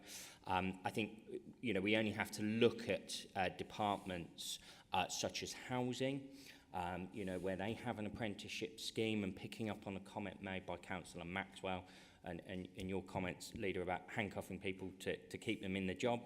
But you don't need to do any of that. And there are statistics that show that. And in fact, that's one of the bits of terminology that was used when I went out with the housing team, was the fact that people who came through the apprenticeship schemes were lifers. Because once we bring people in on apprenticeship schemes, not everybody, other people, some people do go off and go into other areas. But what we do see is we see a large proportion of those people stay with the organisation that has shown that keenness to invest in them and to develop them. That you don't need to do anything to make people stay, as long as you're providing that correct nurturing environment, which is exactly what this does. And that's where we will see huge dividends and benefits come from that, and people who are really keen to join us on the journey as Northamptonshire Council develops. So I completely support this paper, Chair. Thank you very much, Councillor Binley. Well, thank you very much for the comments on that. So I have moved that report. Can someone second that for me? Councillor Harrison, thank you very much. So the recommendations are set out on page 668 of the agenda. They've been moved and seconded. Can I have a show of hands in favour, please? Unanimous, Chair. Thank you. So we move on to item 17, which is the Local Council Tax Support Scheme 24-25, and I'd like to invite Councillor Bunday to address the meeting. Thank you, Chair. This report provides an update of the Local Council Tax Support Scheme 23-24 to enable members to make a recommendation to Council for 24-25. The scheme applies to working age claimants only, as the government prescribes the scheme for pensionable age claimants. When the Unitary Authority came into being on the 1st of April 2021, a single local council tax support scheme was consulted on and implemented for Northamptonshire Council, and resulted in a scheme where all working age claimants were required to pay a minimum of 25% towards their council tax liability. The Local Government Finance Act 1992, Section 13A, amended by the Local Government Finance Act 2012, stipulates that for each financial year, each billing authority must consider whether to continue with its local council tax support scheme or replace it with another one. In the years following the decision for 21-22, it has been agreed to maintain the same level of council tax support. Approval is now sought to recommend to full council that the level is maintained for a further year. There are around 17,493 claimants in receipt of local council tax support in Northamptonshire. Of these, 57% are of working age and 43% of pensionable age. The current scheme expenditure for this financial year is £16.7 million. This may change by the end of the year depending on whether claimants' caseload increases or decreases. Paragraph 5.6 sets out what funding is available for those households that are in particular hardship, and 5.7 the cost of the council to the council of the scheme in the last financial year, and 5.8 this year so far. And with that, Chair, I'm happy to propose the recommendations of paragraph 3. Thank you very much, Councillor Bunday. Members, have there any comments in relation to this report? Nope. Okay, so can someone second the report, please? Councillor David Howes, thank you very much. So that report has now been moved and seconded. The recommendations are set out on page 876 of the agenda pack. Can I have a show of hands in favour, please? Unanimous, Chair. Thank you. So we now move on to item 18, the indicative budget timeline and scrutiny process for 24-25. I'd like to invite Councillor Buckingham to address the meeting. Thank you very much, and you'll not be surprised to know that I fully endorse this report. I think it's a well thought out process, which we are finding extremely enjoyable, I think, learning more about the services and the pressures and things. For that, we're looking forward to phase 2 of the budget scrutiny processes. So yes, fully supportive. Thank you. Thank you very much, Councillor Buckingham. I'd just like to put on record, I thank you for your role in scrutiny there to obviously keep this process moving forward in a timely fashion. Thank you. I'd like now to go to Councillor Bunday to introduce the report, please. Thank you, Chair.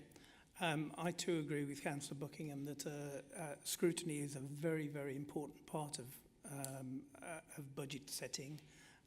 And I don't think this council can be accused of shying away from that. in the length of time that we actually sit and listen to every single directorate. This report sets out for consideration the timetable for the setting of the budget, culminating in the budget setting meeting of full council on the 22nd of February 2024. At the council budget setting meeting, the following reports will require approval: the general fund budget, the council tax levels for 24-25 and the general fund medium-term financial plan, the housing revenue account budget for 24-25 and the level of housing rents for 24-25 and the housing revenue account medium-term financial plan. The capital strategy and capital programme for 24 to 27 for both the housing revenue account and the general fund. Set out in the table at 5.4 is the forecast budget requirement that was presented to the budget meeting in February earlier this year. 5.11 sets out the timetable for the Children's Trust, and 5.13 sets out the timetable for the council budget.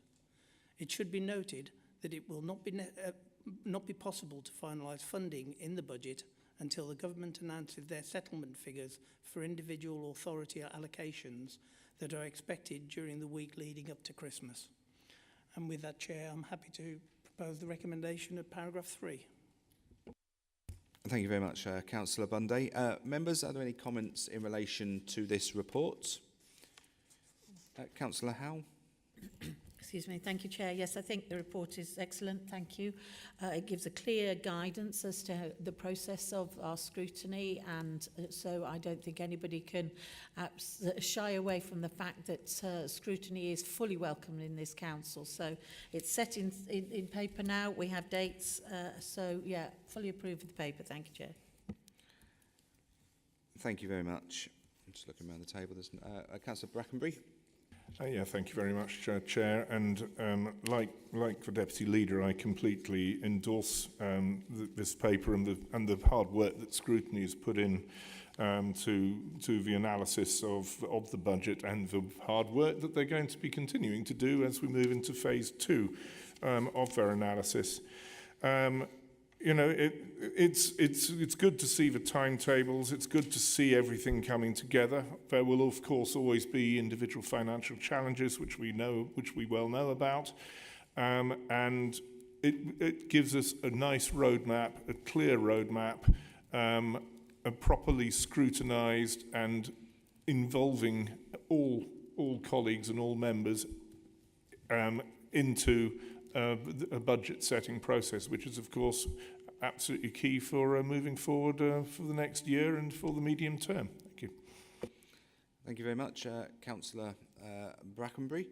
So, Councillor Bunday, you have moved that report. Can we look for someone to second the report, please? Councillor Howe, thank you very much. So the recommendations on the report are on page 884 of the agenda pack. They've been moved and seconded. Can I have a show of hands in favour, please? Unanimous, Chair. Thank you. So we now go on to item 19, which is the capital outrun for 2023-2024 as of P6. I understand that Councillor William Cahoon was due to speak on this, but he's not here today. So I will go to Councillor Lynn Buckingham to address the meeting. Thank you very much.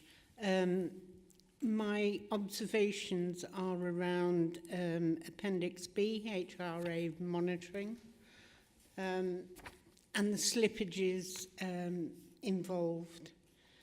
So if you look at Appendix B, the slippage against the budget is eye-watering, to say the least. And what really concerns me is the slippage against the energy improvements. And I say that because I brought up in the past that we needed to improve the energy efficiency of our properties, as each banding point for the energy efficiency rating for each band meant an increase of £40 per month cost to the tenant for properties that were drafty and whatever. So to find that there is a £380,000 underspent on that energy improvement is yes, the less said about that. So the total housing revenue account, again, the slippage, 15,617,000 for the year. And I realise that it's because we don't have the contractors in place, but that is an awful lot of slippage. There is a analogy. We have an overspend at the moment in care. There is a coming together between housing and poor health. So poor housing, poor health are adding up to quite a bit. Sorry, thank you. Thank you, Councillor Buckingham. I'd like to go to Councillor Bunday now to introduce the report. Thank you, Chair. I'm sure that Councillor Rowley would like to respond to you in writing after this with regard to the energy efficiency of housing. As far as the main slippages, that's really down to projects that were inherited from the old legacy authorities, and some of the projects have taken a lot longer to actually be delivered for all sorts of reasons, including bad decisions in the past, the increasing cost of building and building materials, but I'm sure that we will deliver some of those projects soon, but sadly later than we wanted to, and certainly later than the legacy authorities wanted to. This report sets out the provisional capital outturn position for 23-24 for North Northamptonshire Council as at period 6, which was September 2023. The forecast capital outturn for 23-24 General Fund is shown at paragraph 5.1. The outturn forecast for 23-24 at period 6 in respect of the General Fund Capital Programme shows a revised capital budget position of £85.8 million, which includes slippage and in-year approved programmes. The outturn position is currently estimated at a spend of £64.1 million, which represents a slippage or underspend of £21.6 million against budget. As shown at paragraph 5.2 of the report, the underspend is in relation to Corby Town Centre Fund projects in connecting the train station to the town centre, street lighting upgrades, numerous school-related improvements, such as completion of the work on Great Doddington Primary School. Detailed analysis by directorate is shown in Appendix A, details shown for projects over £500,000. The forecast capital outturn for 23-24 for the HRA has been updated as shown in paragraph 5.7. The outturn of the HRA capital programme shows a revised budget for 23-24 of £23.4 million, including slippage that came from 22-23 of £8.7 million. The outturn showing a spend of £7.4 million, which represents an underspend of £15.9 million compared to budget. A significant proportion of the budget is forecast not to be spent in 23-24 as initially planned. Some schemes are forecast to underspend due to delays in finalising new contractual arrangements and identifying new housing development sites for new build properties, which is currently being reviewed by officers. Detailed analysis by projects are shown in Appendix B. Environments have also been reflected in Appendix B for the HRA capital programme relating to the Housing Tenancy Capital Scheme, which is a ring-fenced fund. The overall purpose of those budgets have not changed, which is to enhance and maintain the current housing stock. Appendix C shows our development pool, which reflects capital projects still awaiting a business case. And with that, Chair, I'm happy to propose the recommendations of paragraph 3. Thank you very much, Councillor Bunday. Members, are there any comments in relation to this report? Councillor Rowley.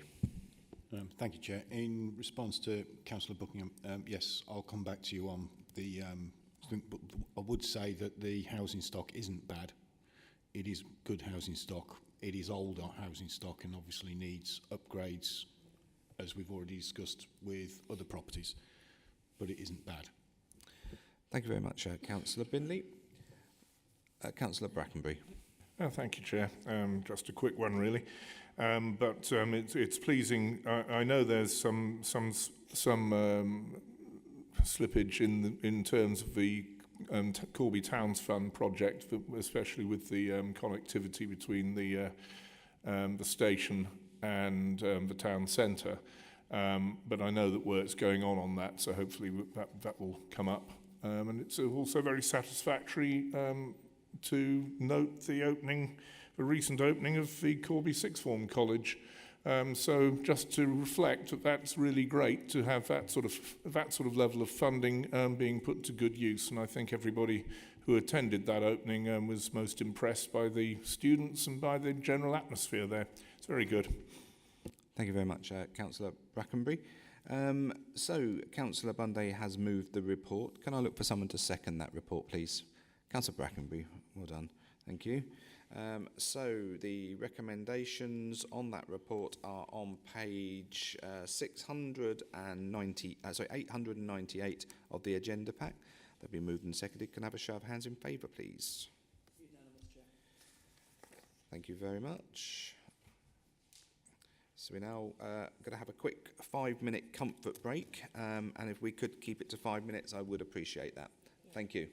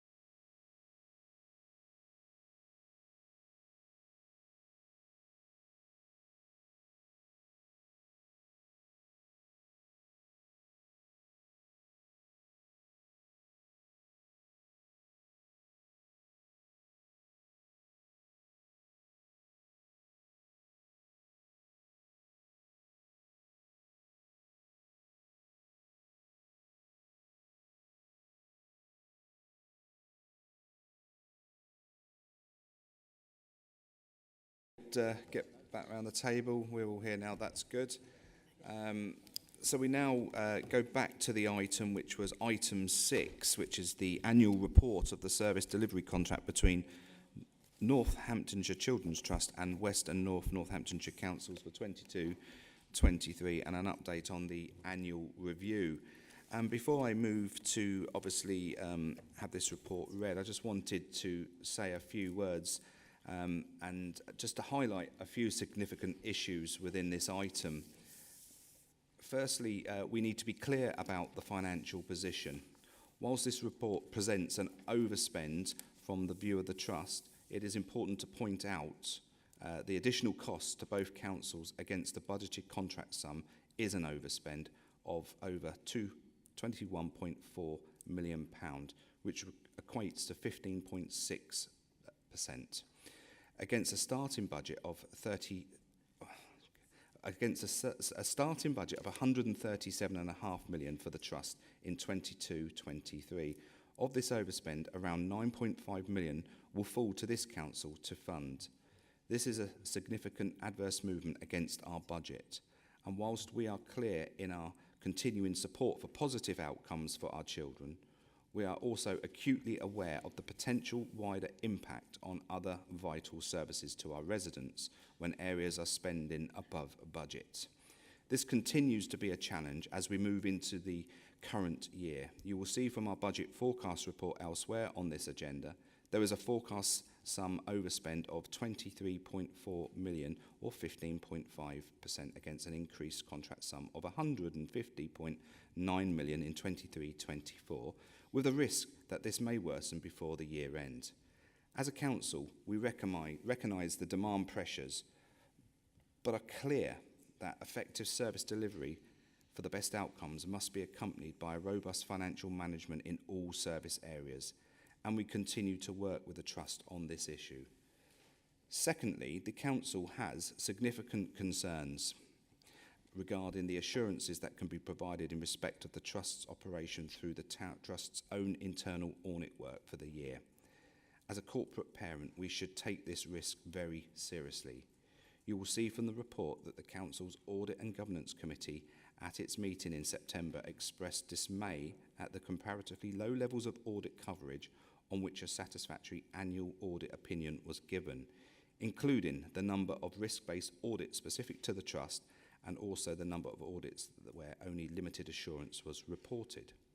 The Council's Audit Committee has sought urgent additional assurances directly from the Trust, particularly in relation to the internal audit work that will be delivered in 23 and 24, with the committee recommending a member working group meet with the chair of the Trust's Finance, Resource and Audit Committee to discuss the position and seek assurance on further audit plans.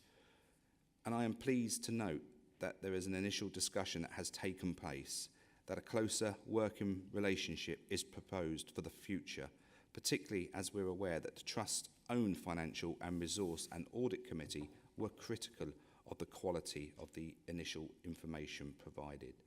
Therefore, whilst the report is recommended to be noted only, it is very important that this comes with the caveat that the concerns and risks that we have set out must be addressed with utmost urgency. This Council will not wish to see a similar position being presented to this authority next year. So what I would also like to do now is, we do have with us is Councillor Andrew Wetherall, who is our Chair of Audit, who has kindly come in today to give us, I would suggest, his expert opinion on this, and would like to ask Andrew if he wants to come up and address executive and highlight, probably in a lot more detail than I can, some of those risks that have been highlighted and why we should be alert to this. And then I will go to Councillor Edwards to introduce the report.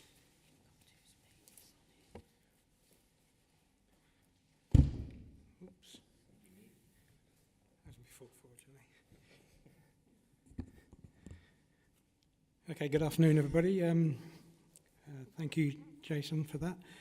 I think, first of all, I'd like to reflect back on the last couple of years and what we've done as an Audit and Governance Committee in relation to the Children's Trust. We feel we're we're responsible for it in terms of the service delivery, and so we have to get source of assurance there. And there's a barrier to that. There's a contractual barrier to that, and there's an organisational barrier to that. So we can't deploy the normal resources that we use to get that source of assurance. We're very comfortable with the internal audit provision that we have within NNC. It's done well. It's well respected by the officers, and we feel we get an adequate level of assurance.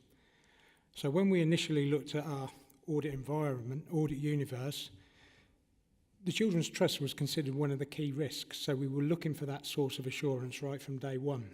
Now, the people you look for is the Internal Audit Department. They had commissioned their own internal audit coverage. So we're going back to 21-22 now. That programme didn't start until very, very late. There was virtually nothing done in that first year. It was done very late. Some of it was done by WNC, some of it was done by an external firm. So quite some time after the year end, we'd had limited audit coverage. We couldn't even identify who the head of internal audit was. And that's really important because you're relying on the opinion of a professional to give you that source of assurance. So they have to look at all the work that's done, assess that, and give you a level of assurance. So in different reports, you had the WNC head of internal audit identified at it, and then you had someone from an external firm of auditors identified. So which one was it? And we never even got to the bottom of that. So there was that level of confusion there. If you were doing that programme, the first thing you'd do is look at their own internal risks. So there was no risk-based approach to it. So who decided what was done, and why did you do that? Because if you're providing assurance, you're providing assurance over the risks in there. So it's non-risk based. We then got to the overall opinion for that year, 21-22, and they provided reasonable assurance. So we had to question that. What have you been given that gives you the ability to give that? So we expressed those opinions and we shared them with the leader, and some modifications were made when it was presented to full council. So we had to accept that that was a fait accompli for that year. We moved into 22-23. Again, because we were very delayed in getting that audit programme in the following year started, it was quite some time before the audits started coming through. And again, we started to have significant concerns about what was happening and what was being done. One of the most significant concerns was we saw the WNC audit rebadging audits from the prior year. Because they were done so late, they said, we can rely on these for this year as well. So were they last year's audits? Were they 21-22 audits? Are they 22-23 audits?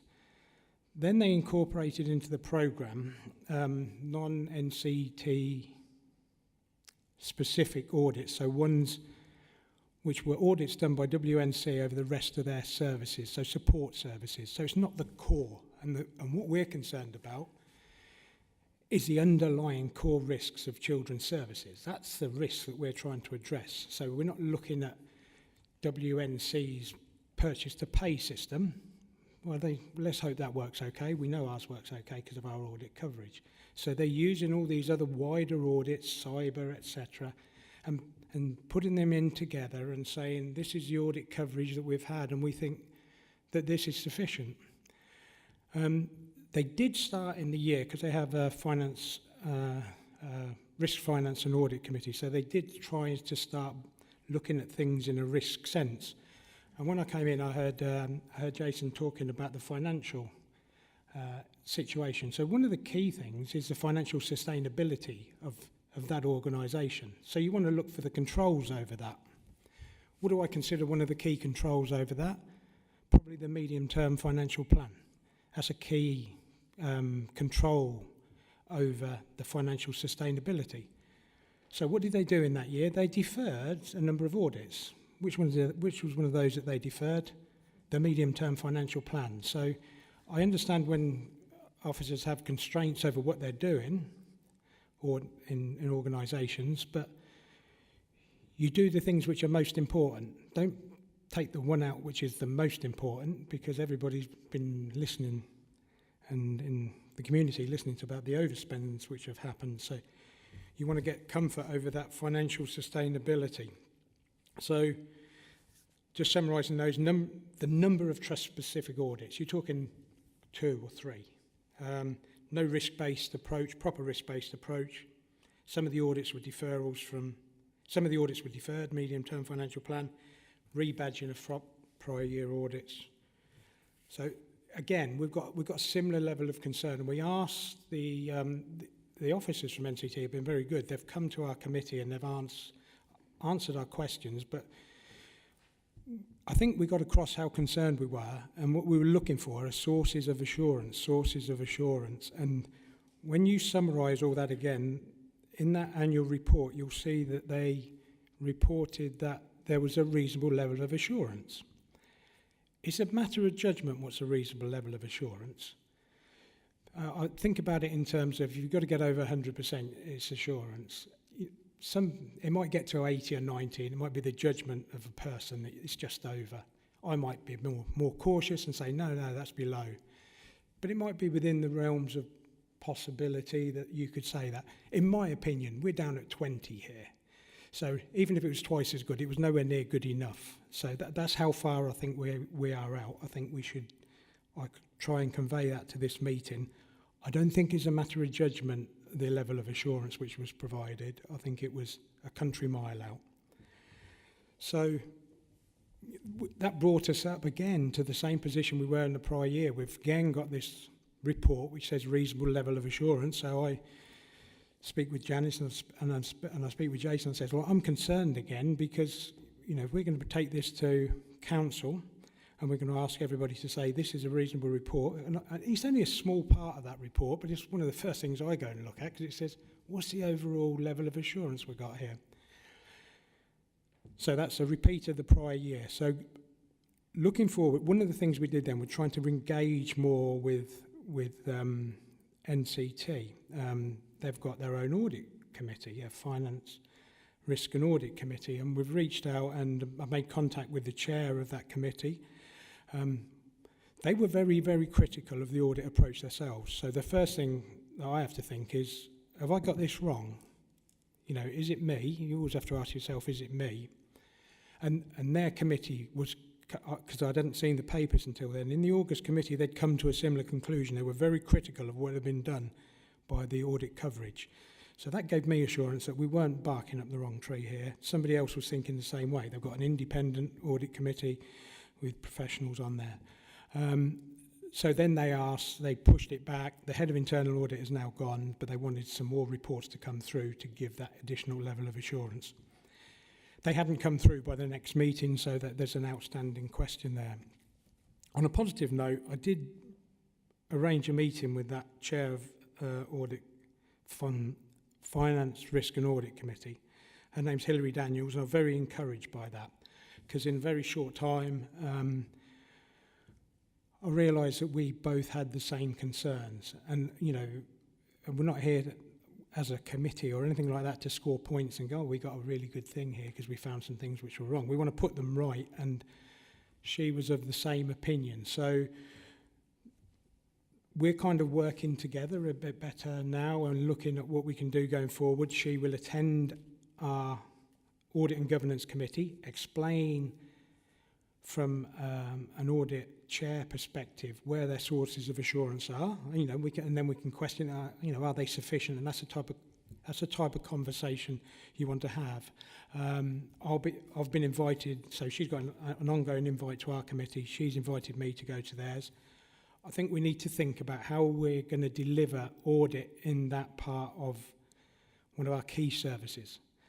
And that's what they've been thinking about. They've gone back out to an external firm. I think that needs thinking through wider. We haven't arranged. We are in the process of arranging a meeting with their chair, Hilary Daniels, myself, and some of our committee members, and that's going to happen hopefully next month.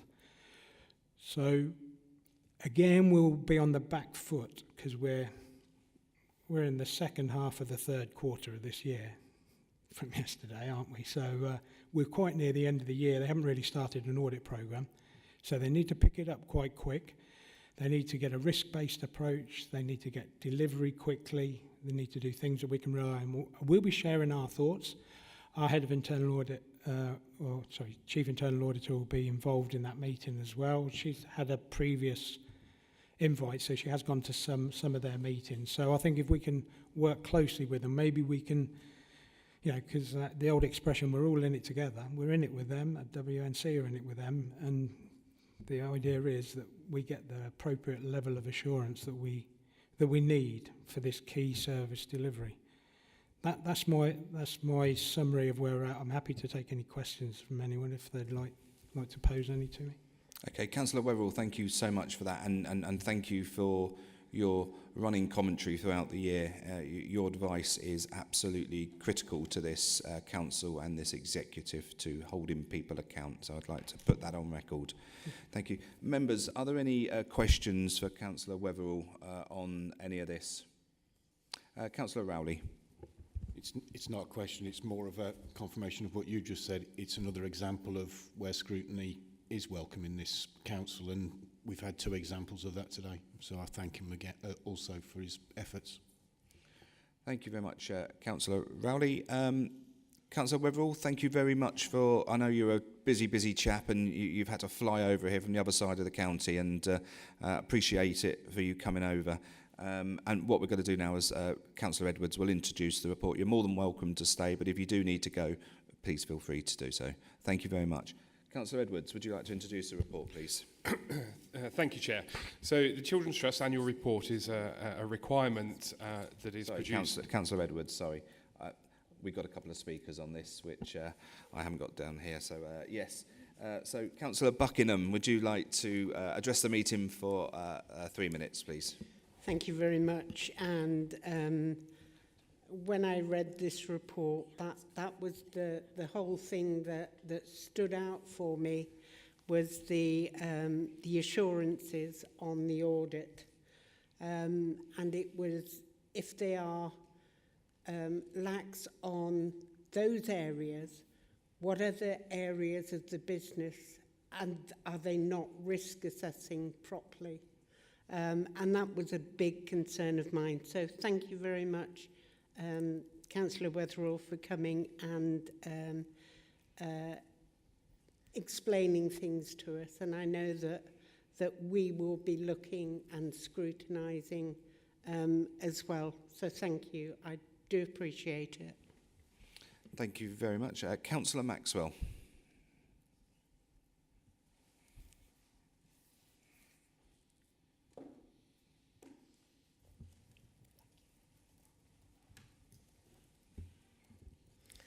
Well, I only got this report in paper form this morning, and although it was online, it was a massive report, and I didn't get to read all of it. However, one bit I would like to bring up is the bit about children who are adopted. It does mention in the report that it's improved, but it doesn't say how many children are up for adoption. I think the report since 2019 equally makes some improvements now. But one thing I would like people to think about is that children who are adopted don't always have a great life. When they go to school, they're still bullied. This is why. Why are children bullied? Children should be looked after. Unfortunately, we need to start and look how we can stop bullying occur. But it does not end there. I think it's about their future. These children, how many children do we have out of county at the moment? What methods is there to make sure that we have first-class care for these children? And lastly, whatever money is spent on looking after children, it has to be great. Okay, thank you very much, Councillor Maxwell, for your speech there. Councillor Edwards, would you like to introduce the report, please? Thank you. Sorry, thank you, Chair. And Dorothy, thank you for your passion with children's services overall. And I know your heart is absolutely in the right place, and you care for each and every one of our children. I will come back to you about financial and how much is put in that, and how many children are out of the county. But I think bullying is a problem with children altogether, not just children that are adopted. And I know that our schools team are putting in places some policies and training programs to look at this, because it is a problem in many schools for many children. So this Annual Trust Children's Report is a requirement that is delivered every year. It shows what worked well, it shows the challenges, it also lists the ILAC report, the fostering report, the care leavers report and the corporate parenting report. These reports have all come before executive and councils before. This is why it's quite a huge report, really, over 360 pages in total. So I'm not surprised you haven't read it this morning, Dorothy. But some of these reports have come to us previously.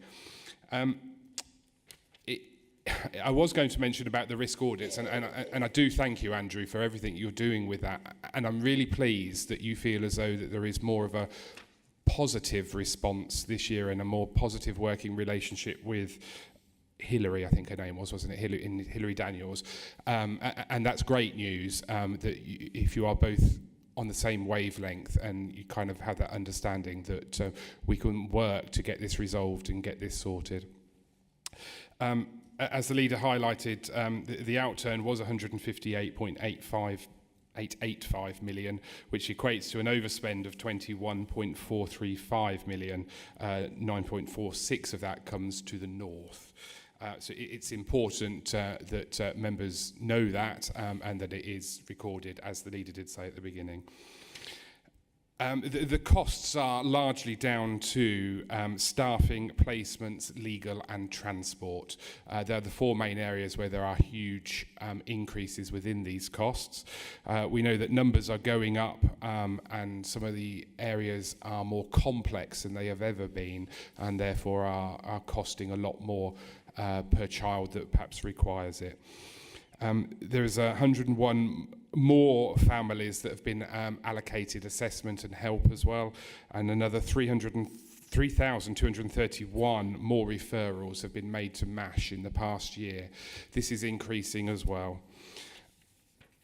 That's pretty much it with the report. I note the recommendations is to note the report, but it's absolutely right that we have the caveats that were mentioned at the beginning about the overspend and about the audits. It's absolutely right that everybody should know this. The next step is that it does go to full council on December the 7th. Round about that date. Yes, December the 7th, thank you. And so I note this report. Thank you very much, Councillor Edwards.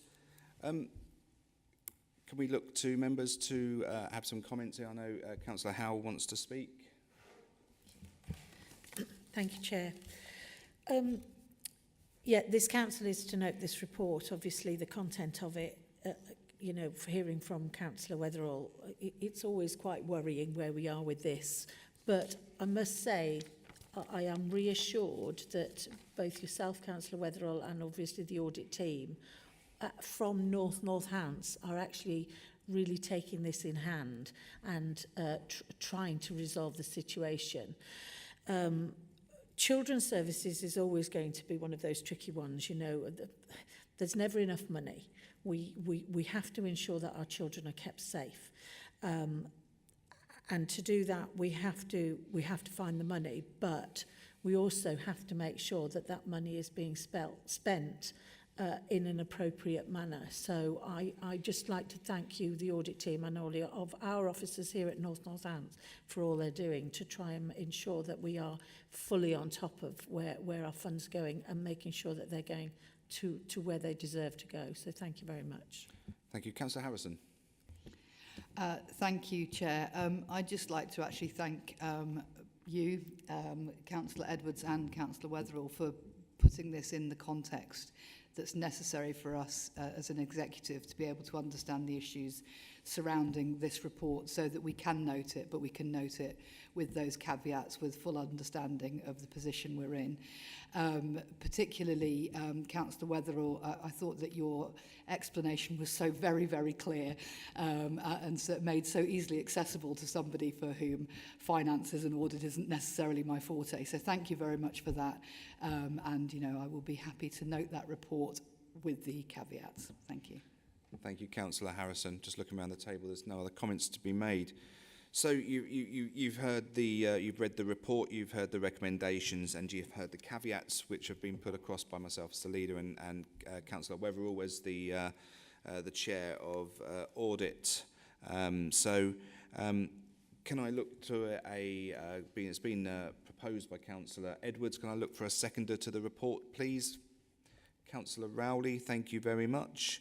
So the recommendations are set out on page 6 and 7 of the supplementary agenda pack, and they've been moved and seconded. Can we have a show of hands in favour to note the report? Unanimous, Chair. Thank you very much. So we now go back to the main agenda, and we go to item 20, which is the half-year Treasury Management Plan. And can I ask Councillor Bunday to introduce the report, please? Thank you, Chair. This report updates the Council's Treasury Management and Prudential indicators following progress on the disaggregation of the assets and liabilities that were previously held by Northamptonshire County Council. It also updates the Executive on the Council's Treasury Management activities and performance for the first half of the financial year ended 30th of September 2023, in accordance with the SIPFA Code of Practice on Treasury Management. Activity undertaking during the first half of the financial year to 30th of September 2023 and the performance achieved is set out in Appendix A to this report. As at 31st of March 2023, the authority had net borrowing of £277.4 million arising from its revenue and capital income and expenditure. On the 30th of September, the net borrowing had dropped by £26.3 million to just over £251 million. During this period, a call-in option was exercised by one of our Lobo loan lenders, which resulted in the council repaying £5 million to avoid paying an increase in interest rates. There is a potential of further call-in options amounting to £27 million, which could be exercised in the next 12 months. The council current treasury management is against the backdrop of the Bank of England's interest rates being maintained at 5.25%, inflation continuing to fall from previous months to 6.7%, and the council's current investments are £191.5 million at an average interest rate of 5.09%, and the current borrowing of £443.4 million at an average interest rate of 3.12%. And with that, Chair, I'm happy to recommend the proposal at paragraph 3. Thank you very much, Councillor Bunday. Members, have you got any comments in relation to this report? Councillor Brackenbury. Yeah, thank you very much, Chair.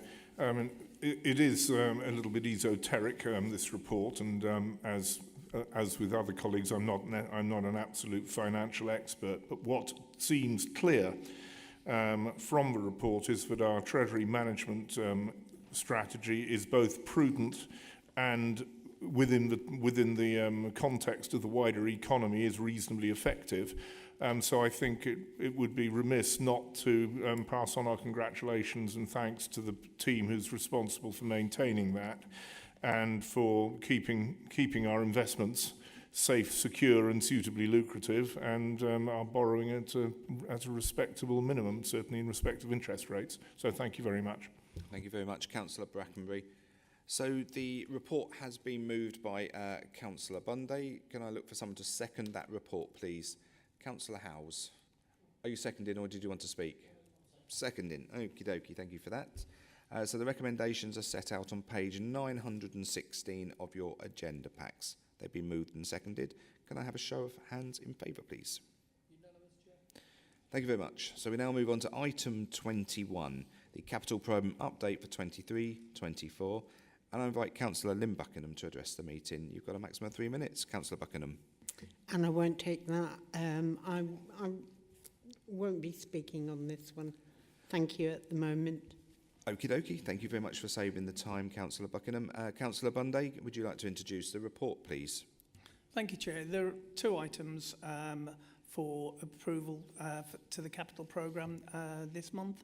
One is the Smart Equipment for Long COVID, SELC for short. Budget approval for £158,000 in 23-24, which will be funded from the Container Outbreak Management Fund grant. And the other item is the item that we discussed at length earlier, which is the recommendation to Council to approve the borrowing for the cost of the restoration of the roof at Kettering Library. Okay, thank you very much, Councillor Bunday. Councillor Howe, you wish to speak on this item? Yes, just thank you, Chair. Very briefly. Obviously, the 2 items sort of sit in my area. The specialist long COVID equipment will assist us in testing and improving the health outcomes for patients who suffer from this. Obviously, these are the after effects of the pandemic that we had. So this will help, and we'll gain. Our residents will gain benefit from that. So fully support that. And obviously, the monies to go into the capital programme now for the replacement of the Kettering Library roof and the repairs to the roof of the Art Gallery. So it's imperative, as we said earlier, that we move forward with that programme, and this is the first stage in that. Thank you, Chair. Thank you very much. Looking around the table, there's no further hands up. So the recommendation has been put forward by Councillor Bunday. Can I look for someone to second that, please? Councillor Howe, thank you very much. So the recommendations are set out on page 936 of your agenda packs. Can I have a show of hands in favour, please? Unanimous, Chair. Thank you very much. We go on to item 22, budget forecast for 22-23 as of P6. Again, Councillor Bunday, I'd like to invite you to introduce the report, please. Thank you, Chair. This report provides commentary on the Council's forecast for the revenue outturn position 23-24 based on information available as at period 6, September 2023. The forecast position for each of the funds is as follows. The General Fund, an overspend of £7.575 million. Housing Revenue Account, an overspend of £52,000. And the Dedicated Schools Grant is forecast to an overspend of £6.404 million. The monitoring report sets out the material financial issues identified since the budget was set in February and is based on current emerging data for the year, and the Council will continue to assess and refine forecasts on a regular basis using the latest intelligence available. The forecasts presented in this report are based on the best available data and information of the operations of this Council and represents the views of the budget holders and assistant directors. In order to help safeguard the financial position of the Council, officers will continue to seek efficiencies in year to offset the forecast overspend. The Council has a contingency budget and reserves available to call on to help fund in-year pressures. However, it will look to achieve alternative mitigations in the first instance before these are applied. As I continue to remind members, uncertainty remains on the level of the pay award for staff. The forecast overspend of £7.57 million for the General Fund is against a net budget of £339.034 million. This is a favourable movement of £246,000 from period 5, where a pressure of £7.821 million was reported. Against favourable movements in place, enabling and corporate costs, there has been an adverse impact in children's. Lower staffing costs, increased rental income and treasury management have been the main contributions to the favourable movements, whereas the Children's Trust is forecasting an overspend of £23.434 million, which represents a cost to this council of £10.348 million. There is a further risk that over £4 million of forecast savings from the Trust will fail to materialise. The Council's overall outturn position for the housing revenue account as at period 6 is a forecast overspend of £52,000 against an approved budget of £38.752 million. The details of the movement against budget are set out in the report at section 6. The Council's overall outturn forecast for the DSG as at period 6 is a forecast overspend of £6.404 million against a net spend of £120.7 million. Pressures have continued to increase, and it is now forecast that the high needs block overspend will be around £6.884 million. Reserves of £480,000 have been used to mitigate this, leaving a forecast overspend of £6.404 million. Further details of movements against budget are set out in the report at section 7. And with that, Chair, I'm happy to propose the recommendation of paragraph 3. Thank you very much, Councillor Bunday. Members, have any comments on this report in front of you at the moment? No? Okay. So we move to the vote on this. So Councillor Bunday has moved the report. Can I look for someone just to second that report for us? Councillor Brackenbury, thank you very much. So the recommendations are on page 942 of your agenda packs. And they've been moved and seconded. Can I have a show of hands in favours, please? Thank you. So urgent items of business. I can confirm that I've received no requests to consider any urgent items of business at this meeting. And that concludes the business on the agenda. And I thank those members, officers and members of the public who have been in attendance. And of course, including those people who are online watching this via our